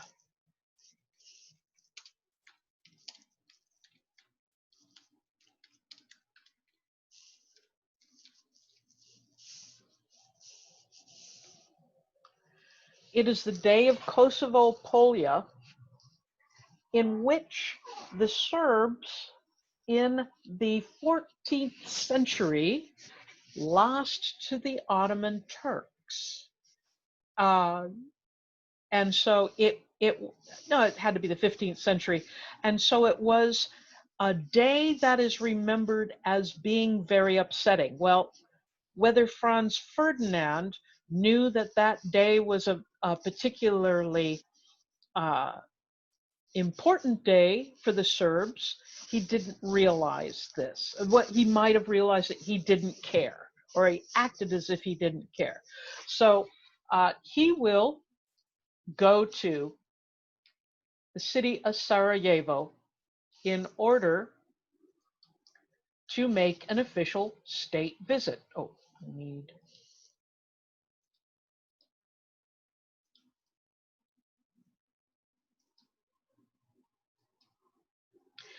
So here is Franz Ferdinand in the very lovely plumed hat, and his wife, Sophia. And this is one of the last pictures taken of them alive. They are coming out of one official meeting. They are coming through the cordon of officials, and they're going to be getting in their very elegant, chauffeur-driven limousine with the top down. It's a lovely day, midsummer day, warm, and so they insisted on driving with the top down. Now, I talked about the Bosnian Serb terrorists called the Black Hand. This visit had been planned quite a bit beforehand. The routes had been published in the newspapers, so they knew exactly where Franz Ferdinand would be at approximately what time.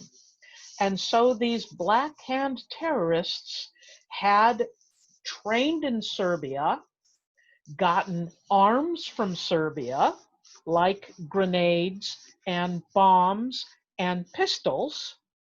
And then during this day, during this official visit, they placed themselves in very strategic locations throughout the city with the intention of assassinating Franz Ferdinand and his lovely wife, Sophie. Well, these terrorists had been extremely poorly trained, meaning that they're going to get 3 attempts that we know of at Franz Ferdinand, and they will fail. So basically, one group will have some grenades and bombs, and as the car passes, they toss them into the car, or at least that was the thinking. The bombs actually fly over the car and land in the crowd and blow some of the people up. Well, the chauffeur keeps going on his route. At one point, another one of the assassins basically tries to fire with his guns. He has a couple of pistols, and the guns don't work. And while the police are trying to tackle him, he jumps off of a bridge into the river. I'm not quite sure if he lived or not. The third attempt was another young man who had pulled his guns, was ready to fire, and he lost his nerve. And the car had sped away. So there had been 3 attempts on their lives that all went bust. So Franz Ferdinand and Sophie went to their next appointment. And then after they got done with the appointment, they thought, wouldn't it be nice if we go to the hospital to check on those poor people that had been wounded by the bomb? Well, Their chauffeur driver knew the route, and the route had been carefully chosen to go down big streets where the crowds could gather and cheer and make a big deal. But he wasn't quite sure where the hospital was. This was not on their original itinerary. So they order him to go to the hospital, and he's trying to find the hospital. Meanwhile, as the chauffeur is driving around, the one assassin who had lost his nerve and not bothered to fire his guns, a man by the name of Gavrilo Princip, had dejectedly, after he couldn't shoot, he had walked off to a little cafe, supposedly to get a sandwich and a glass of beer. While he's sitting there drinking and having his sandwich, feeling bad because he failed. And he looks up from his glass of beer to see the limousine holding Franz Ferdinand and Sophie come pulling up the street where he's eating. He's eating in an outdoor cafe. And the chauffeur turns the limousine onto a side road that stopped. It was a dead end. And so he has to put the thing in reverse and back up. Princip, of course, sees that he has a second chance, and he jumps up, pulls out his guns, and fires blam blam, and shoots both Franz Ferdinand and his wife, Sophie. So this was the fourth attempt on their life, and it worked. So Gavrilo Princip, for certain members of the Serbians, was a hero to the Austro-Hungarian Empire. He just killed the only heir to the throne. Now,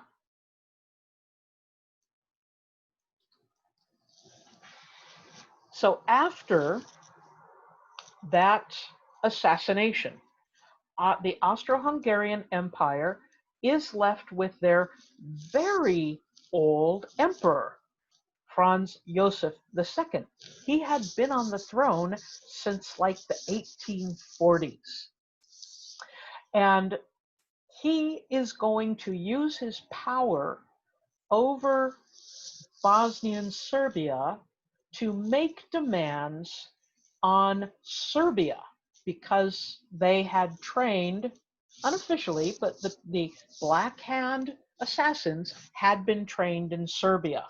And so the Austro-Hungarian Empire is going to give them a list of demands. Turn over the assassins, stuff that these poor little Serbians had really no way of following through. And so Franz Josef will say, fine, if you do not meet my demands by such and such date, and it was a ridiculously close day, that there will be war. So the Serbians, there's no way they can meet the demands, and so they're kind of like, okay, we're at war with Austria. So Serbia mobilizes against Austria. Probably Franz Joseph II, his idea was he could take over Serbia and Bosnian Serbia and gain more ground in the Balkans. Serbia just didn't want to get overrun. But of course, I'm going to go back to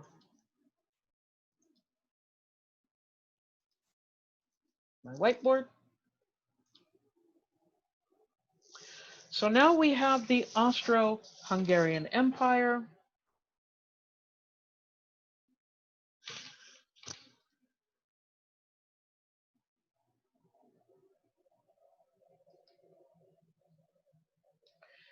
has in fact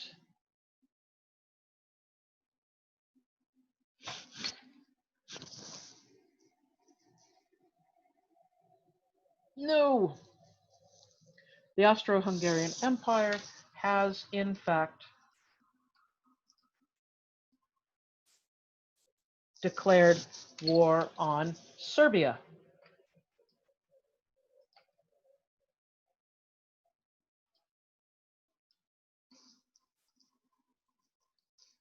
So it's war on Serbia. Serbia, remember, had been a client state of Russia. Serbia contacts Russia and says, we're being attacked. We need your help. Russia uses its entangling alliance to declare war on the Austro-Hungarian Empire. So, the Austro-Hungarian Empire is in an alliance with Germany. And of course, they've been talking this whole time. And Franz Joseph II contacts the Emperor of Germany, Kaiser Wilhelm II, and asks for help. Because the Austro-Hungarian Empire knows that they can win a war in Serbia, but they cannot beat the Russians. So the German Empire agrees to help the Austro-Hungarian Empire, which means that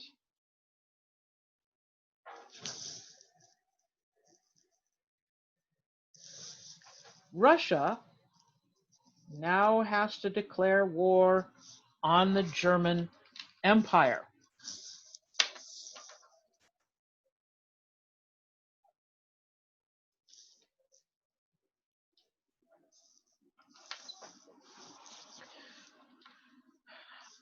The Russians are not a very up-to-date military. They had been totally embarrassed in 1904 by Japan. However, they can put almost 1 million men in the field. And no matter how badly they are equipped, 1 million men with sticks is a formidable force. And so Austria calls on Germany. And this man in particular, Kaiser Wilhelm II. Germany has been afraid of this moment because what has happened is that Russia has had an alliance with France, a treaty. And so when Russia starts their mobilization, it's going to take them a while, France then mobilizes to honor the treaty with Russia. So you've got France and Russia on the move against the Austro-Hungarian Empire, but actually they're on the move against Germany as well.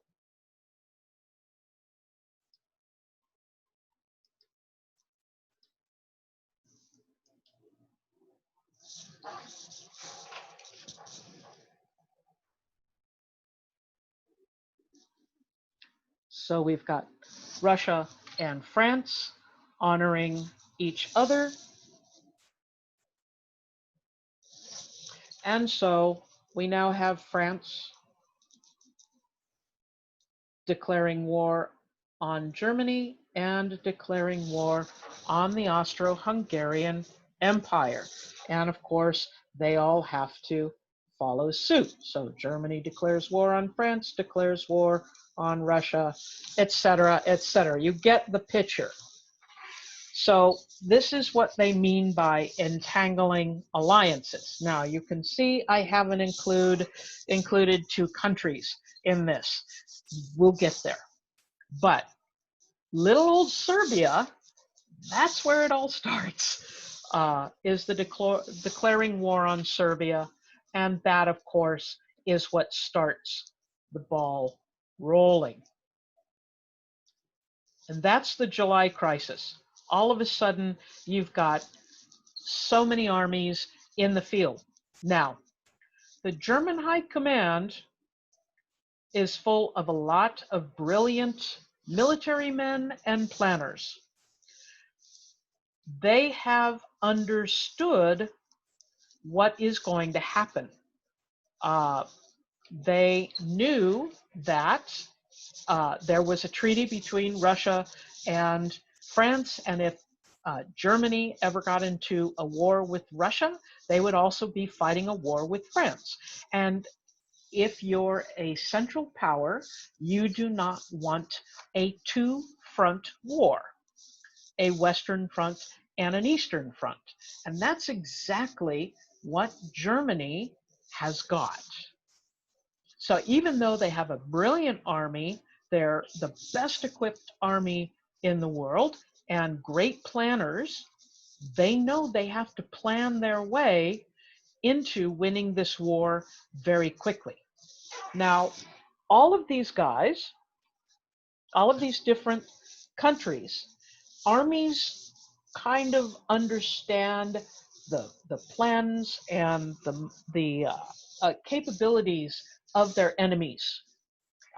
They've known this for quite some time. And the Germans know that whereas the French have a pretty good military that they can get going very quickly, Russia, even though its military is huge, will take weeks, if not months, to get all of their men in the field because they have to march there. Russia does not have that many trains, and also not multiple tracked trains. So if you're trying to move giant armies, it takes a very long time. So the German High Command understood that they had time before the Russians would get there. And by the way, they were still going to depend on the Austro-Hungarian army to defend against Russia. It wasn't going to hold up, but that was part of the idea. So the Germans came up with a brilliant plan in order to get France out of the war as quickly as possible. And this was called the Schlieffen Plan, after the general who came up with it. And the Schlieffen Plan went like this. You have this border between Germany and France. The French had fortified it. They had their armies there. Where France did not have their armies, in the countries that were officially neutral, which is Switzerland and Belgium. So there were no French troops along the border between France and Belgium, because if they are a neutral country, they're not expecting to be attacked. And of course, you're not going to put an army on that border because that will cause the Belgians to attack you because you're supposed to be treating them as a neutral country. And so Germany's idea, or the Schlieffen Plan, was to not take on France on their fortified border. That's basically going to slow them down, and they want to fight as quickly as possible. So they want to outflank the the French army down here, by going through neutral Belgium. But this voids Belgium's neutrality. Just for the German troops to set foot in Belgium, all of a sudden Belgium is no longer a neutral player. They are a victim, and they are allowed to defend themselves. But the Germans did not expect that. They expected to send their troops and encircle Paris within a couple of weeks. They had it all planned out, like a schedule, like a railway schedule. And the first step was, of course, invade Belgium. And they're going to do a lot of damage as they invade Belgium. Now, the one thing that the Germans had planned on was that the British would have a great deal, still kept a great deal of hostility towards France. If you recall History 101, France and Great Britain were constantly fighting with each other. Germany did not know that the British actually had a treaty with France. It was a secret obligation. And so the British have all of a sudden come to ruin the plans of the Germans. So the Germans get into Belgium. The Belgians fight back. They're allowed to at this moment, although they have a very small army. And the British join the war. They start sending forces into here, and the French start moving their forces there with the idea that they're going to help the troops. So basically, the Germans meet a very nasty wall of resistance before they can even actually make it through Belgium. So the Schlieffen Plan out the window.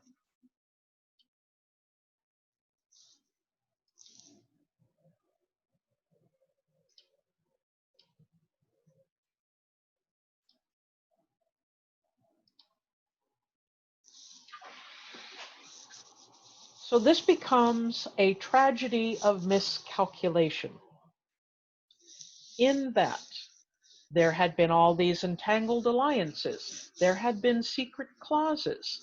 The Austrians were going to punish Serbia and take more land. The Russians were using Serbia as an excuse to get involved in the Balkans. The diplomats, however, had to take a back seat to the military because of some of the nuances of how militaries were run in some of these countries. And that is Kaiser Wilhelm II of the German Empire, Franz Joseph II of the Austro-Hungarian Empire, and Tsar Nicholas II of Russia had all decided to take over their armies and go to war. And there was little, if nothing, the diplomats could do. So in essence, they could have come to a conclusion. They could have developed diplomacy. They could have talked each other out of this, but it was the militaristic bend of the leaders of these countries who wanted to go to war. Also, the plans called for each other to be the first to strike. And so that urgency was there. Diplomacy would only mess up things for the military's timeline. Now I saw, did someone have a question? Okay.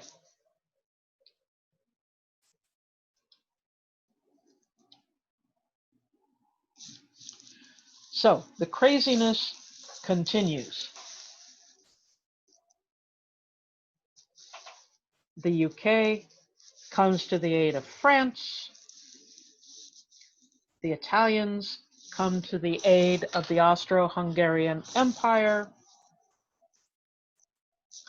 The UK has declared war on everybody, and so has Russia and France. And so everything starts in motion, and seemingly nobody can stop it.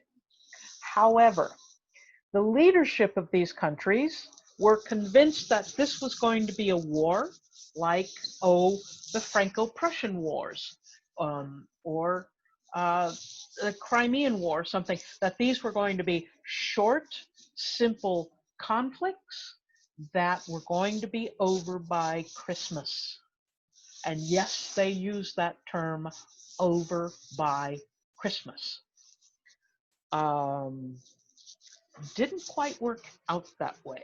Now, the best planning army in this arrangement was the German Empire.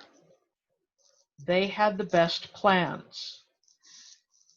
The most practiced and effective fighters, because they had just finished the Boer Wars in South Africa, were the UK. They had a smaller army, but this army was already battle tested, that they had spent the entire 19th century fighting in the colonies, and so they were particularly well placed, their army was, to go fight. British Raj. Yes, thank you, James. I was about to mention that, because not only was the UK fighting in India, but Indian troops made up a huge portion of the army in the United Kingdom. So did the Australian troops. So did the New Zealand troops. The UK will pull armies from their colonies to fight in this war. Now, Russia's army, as big as it was extraordinarily poorly supplied. They didn't have enough coats, they didn't have enough boots, they didn't have enough guns, they didn't have enough bullets.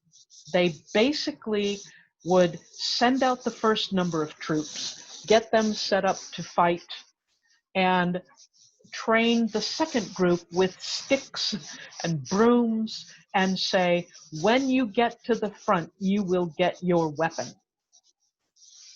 Thanks. And you can take the boots off of dead guys. Literally, the Russians were in terrible, terrible shape.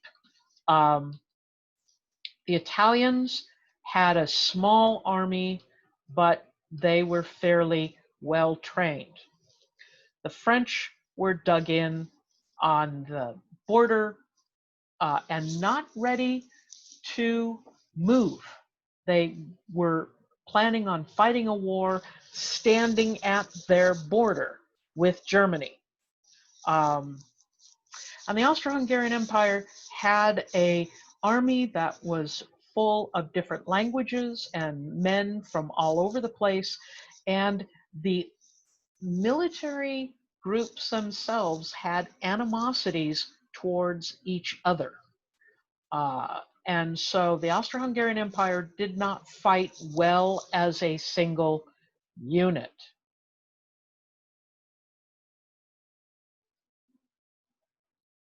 So these are all the kind of miscalculations and problems that were happening at the beginning of this war. But the public thought the idea of going to war was great.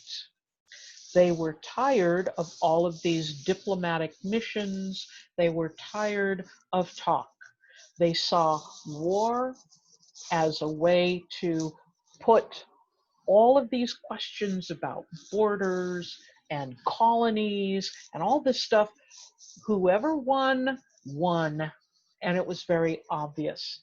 It was also for national glory and for some this spiritual renewal. We're all going to be Germans and we're going to win this war. We're all going to be French and we're going to win this war, etc., etc. But the war is going to put the progress of capitalism and the global markets to question. Bankers and financiers did not want the war. They knew that there was going to be a financial cost to it. For the young men, there was an excitement to enlist. It was a big thing. Everyone was doing it, and they wanted to go to war. Now, personal story, my grandfather was one of those men. My grandfather was an American, and of course, Americans don't get into the war until 1917. But he wanted to go. He wanted to go so badly that he volunteered for the army, even though they were not taking conscripts as old as he was, and he was too short to join the army. That didn't stop him. He lied about his age and his height. I guess nobody measured him. Anyway, he was excited about going to France, and he, as someone who grew up in a fairly poor family, thought that this was the only way he was ever going to see France. And I found in his papers books of places he can go in France, tour guide books, French language books. He was studying France, studying French so he could speak it. And of course, in the Army's unique wisdom, instead of going to France, he was sent to Vladivostok, Siberia. I'll tell that tale in a little bit, but probably as it turned out, I wouldn't be here if he had been sent to France to die in the trenches. So there is, for some men, some excitement in the war as well. The crews 19 paid enough to carry the charges, were permitted to be in the military. Well, yeah, but as I said, he lied about his height. And he was a little bit too old. He was born in 1894, but he told them he was born in 1897, so he came in. So for the rest of his life, he was always 3 years younger than he actually was. Anyway, so even to see propaganda posters, join for your children, join for your wife, join for your country, Riksvår, or the basically a call to join the military. So the Schlieffen Plan had to be abandoned very, very quickly. As I said, they barely get through Belgium when Great Britain and the French show up to stop the Germans. They get into certain areas in France and then are pushed back. So the red lines represent the Germans and the blue represent the British and the French. Now, when the attacks happen at the first attacks, and the French army is all down here, they basically had not planned on moving the army. And they literally have to move troops into place using buses, using carts, using taxi cabs, whatever they can get, any vehicle they can get to move the French troops up into here. So the British land at Dunkirk and are able to travel down this way, and the French have to move up this way, and then they start their push. So the Germans get really close to Paris, but then are pushed back.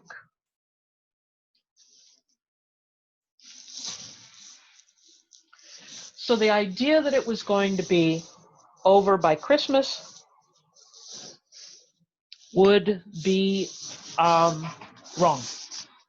However, Christmas is an interesting topic because the armies stop and they're pushing back and forth, and the way the armaments and everything are, people had been used to fighting above ground, shooting at each other, facing in lines, or charging with horses. With the Maxim machine guns and the other machine guns that are going to be developed, you all of a sudden, you can't stand in a line. You're going to get mowed down. So their choice was to dig down. You dig down, and so your head is not up, but you can climb up and shoot if you need to. So it becomes a totally different war than anyone expected because of the technology. They didn't plan to dig trenches, but it becomes a trench war. On Christmas of 1914, the trenches are established. There had been shooting for months, and it was at a standstill. The fighting was at a standstill. And on Christmas Day, before the shooting started, it was fairly quiet, and some of the Germans start singing Christmas carols. And then some of the French troops and the English troops hear the Christmas carols and join in. Pretty soon, people are climbing out of their trenches, walking over, shaking hands, extending Christmas greetings, and a soccer game breaks out in the middle of the war. So they spend one day, supposedly, in lots of areas along the front lines, enjoying each other's company, exchanging greetings, playing soccer, and then they are moved back into the trenches by their company commanders, and the war resumes. When you are depending on soldiers being faithful to their country, you don't want them fraternizing with the enemies. And so that kind of Christmas truce didn't happen for the rest of the war, but it did happen. So the war gets into basically a stuck position that kind of mimics along the Belgian frontier. But the players start changing. That there's going to be some new players join and one player changing sides. So the new player that is going to show up for the Central Powers is the Ottoman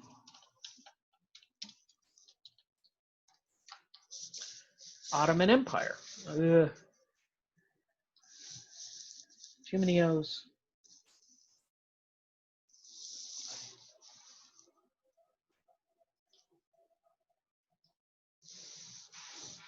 So the Ottoman Empire joins the fight because they want to retake parts of the Balkans.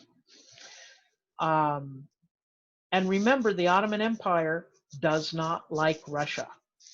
They had fought the Crimean War. So the Ottoman Empire changes sides. Meanwhile, for the Allies, they gain a new partner in 1915, Italy. Italy changes sides in the course of this war. So Italy is now in the war, and they are going to be attacking, but they don't attack themselves, the Austro-Hungarian Empire. So Italy is going to be switching sides. And basically, their job is to fight against the Austro-Hungarian Empire, who had thought they weren't going to have to fight along the Italian border. And that border is nasty. It is mountainous. It is in the Alps. And so the fighting between Italy and the Austro-Hungarian Empire is going to be vicious, and it's going to be two armies installing themselves on mountaintops, along ridges, and firing artillery at each other.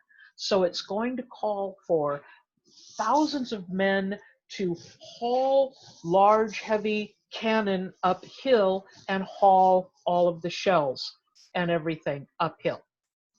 So the Austro-Hungarian Empire now has two fronts, and they were not well equipped to fight on one front. And so here we go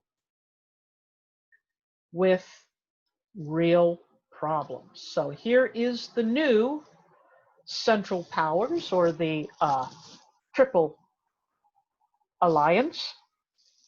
And the hope is that the Ottomans, coming in with the Austro-Hungarian Empire and the German Empire, are going to be attacking in various places.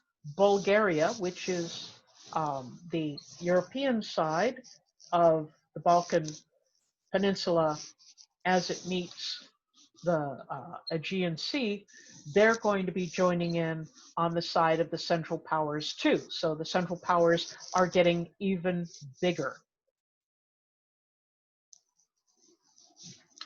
So it becomes what we call a war of attrition. Nobody can move forward very well, and nobody wants to move backwards at all. And it requires the mobilization of everyone. All resources are now going to the war. The Allies are going to put up a naval blockade against Germany and Austria. Of course, Great Britain has the best navy. The Germans respond with their new secret weapon, the submarine. The submarine is going to break through the blockade of Britain. And they're going to insist on sinking ships, and that they will basically declare war on all ships, because they want to starve Great Britain. And America and Canada is sending men and goods to Great Britain, so the Germans are sending out their submarines in wolf packs to sink boats coming into Great Britain. But America is not in the war yet. So Germany does not want to bring America into the war yet. So what they will do is publish an ad in various American newspapers. And this is a copy of the ad that was in, I think, the New York Times. And it is to notice travelers intending to embark on the Atlantic voyage are reminded that a state of war exists between Germany and her allies and Great Britain and her allies, that the zone of war includes the waters adjacent to the British Isles. So they're giving notice that any vessel flying the flag of Great Britain or any of her allies are going to get sunk. And that's exactly what happens. The ship, the Lusitania, which was one of the sister ships of the Titanic, but it is a passenger liner, is moving, going from New York to Ireland, or actually Liverpool, I think. And supposedly it had only civilians on it. Now, the wolf pack, the German submarines, see it and sink it, and killing 1,000 people. I think close to 1,000 people. They're able to rescue a lot of people because it's very close to some Irish fishing villages, so they can get their ships out and save them. But there is, in fact, they have found some evidence that there might have been war materiel in the Lusitania because of how it blew up, and that they might have been smuggling war material into Great Britain. So using civilians as a cover to do that is a pretty lousy thing to do. But the Germans thought they were in the clear because, of course, they had published an advertisement. But the United States was basically not ready to get into the war.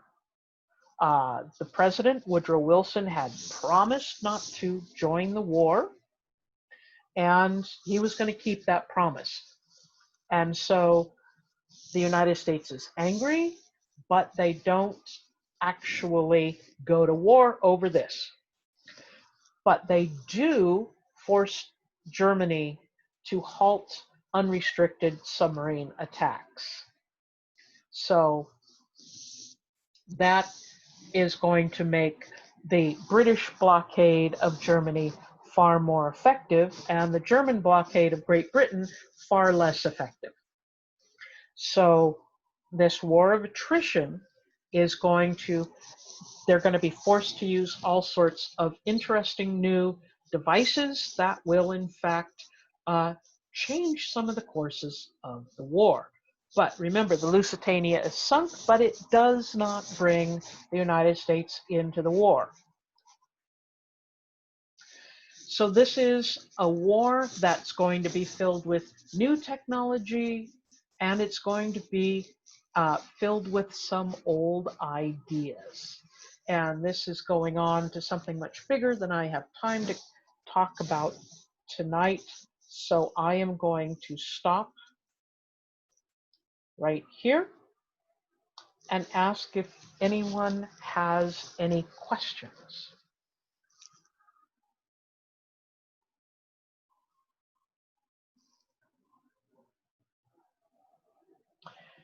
What I will do is that I didn't think I would get to World War I today. I'm glad I did. And I will write up some discussion questions and have them up for you. Obviously, we're going to run out of time. So what I am going to do is that I will be lecturing live like this on World War I. I will be lecturing live about the time between the wars. I have a video already recorded of the next chapter, which is World War II. And so I'm going to put that up rather than do a live lecture for it here. So next Tuesday, I'm going to finish up World War I, and I am going to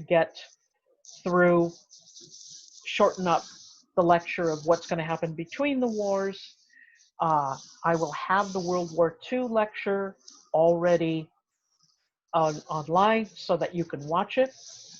And then Thursday, I will be able to start on the Cold War because I want to have sufficient times to get to it.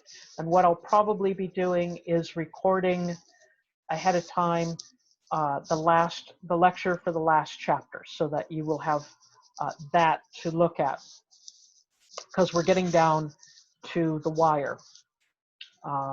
And the Cold War is my ballywick. That's what I studied. So I want to get there. And if you don't have any questions, I want to wish you a happy, pleasant weekend. And if you have any questions, shoot them to me by email, or if you have a rough draft that you would like me to look at, I will be happy to do that. Otherwise, good night, everybody. Thanks for all your patience. Thank you, Professor. Thank you. Have a good night. So welcome. Good night. Thank you. Bye-bye.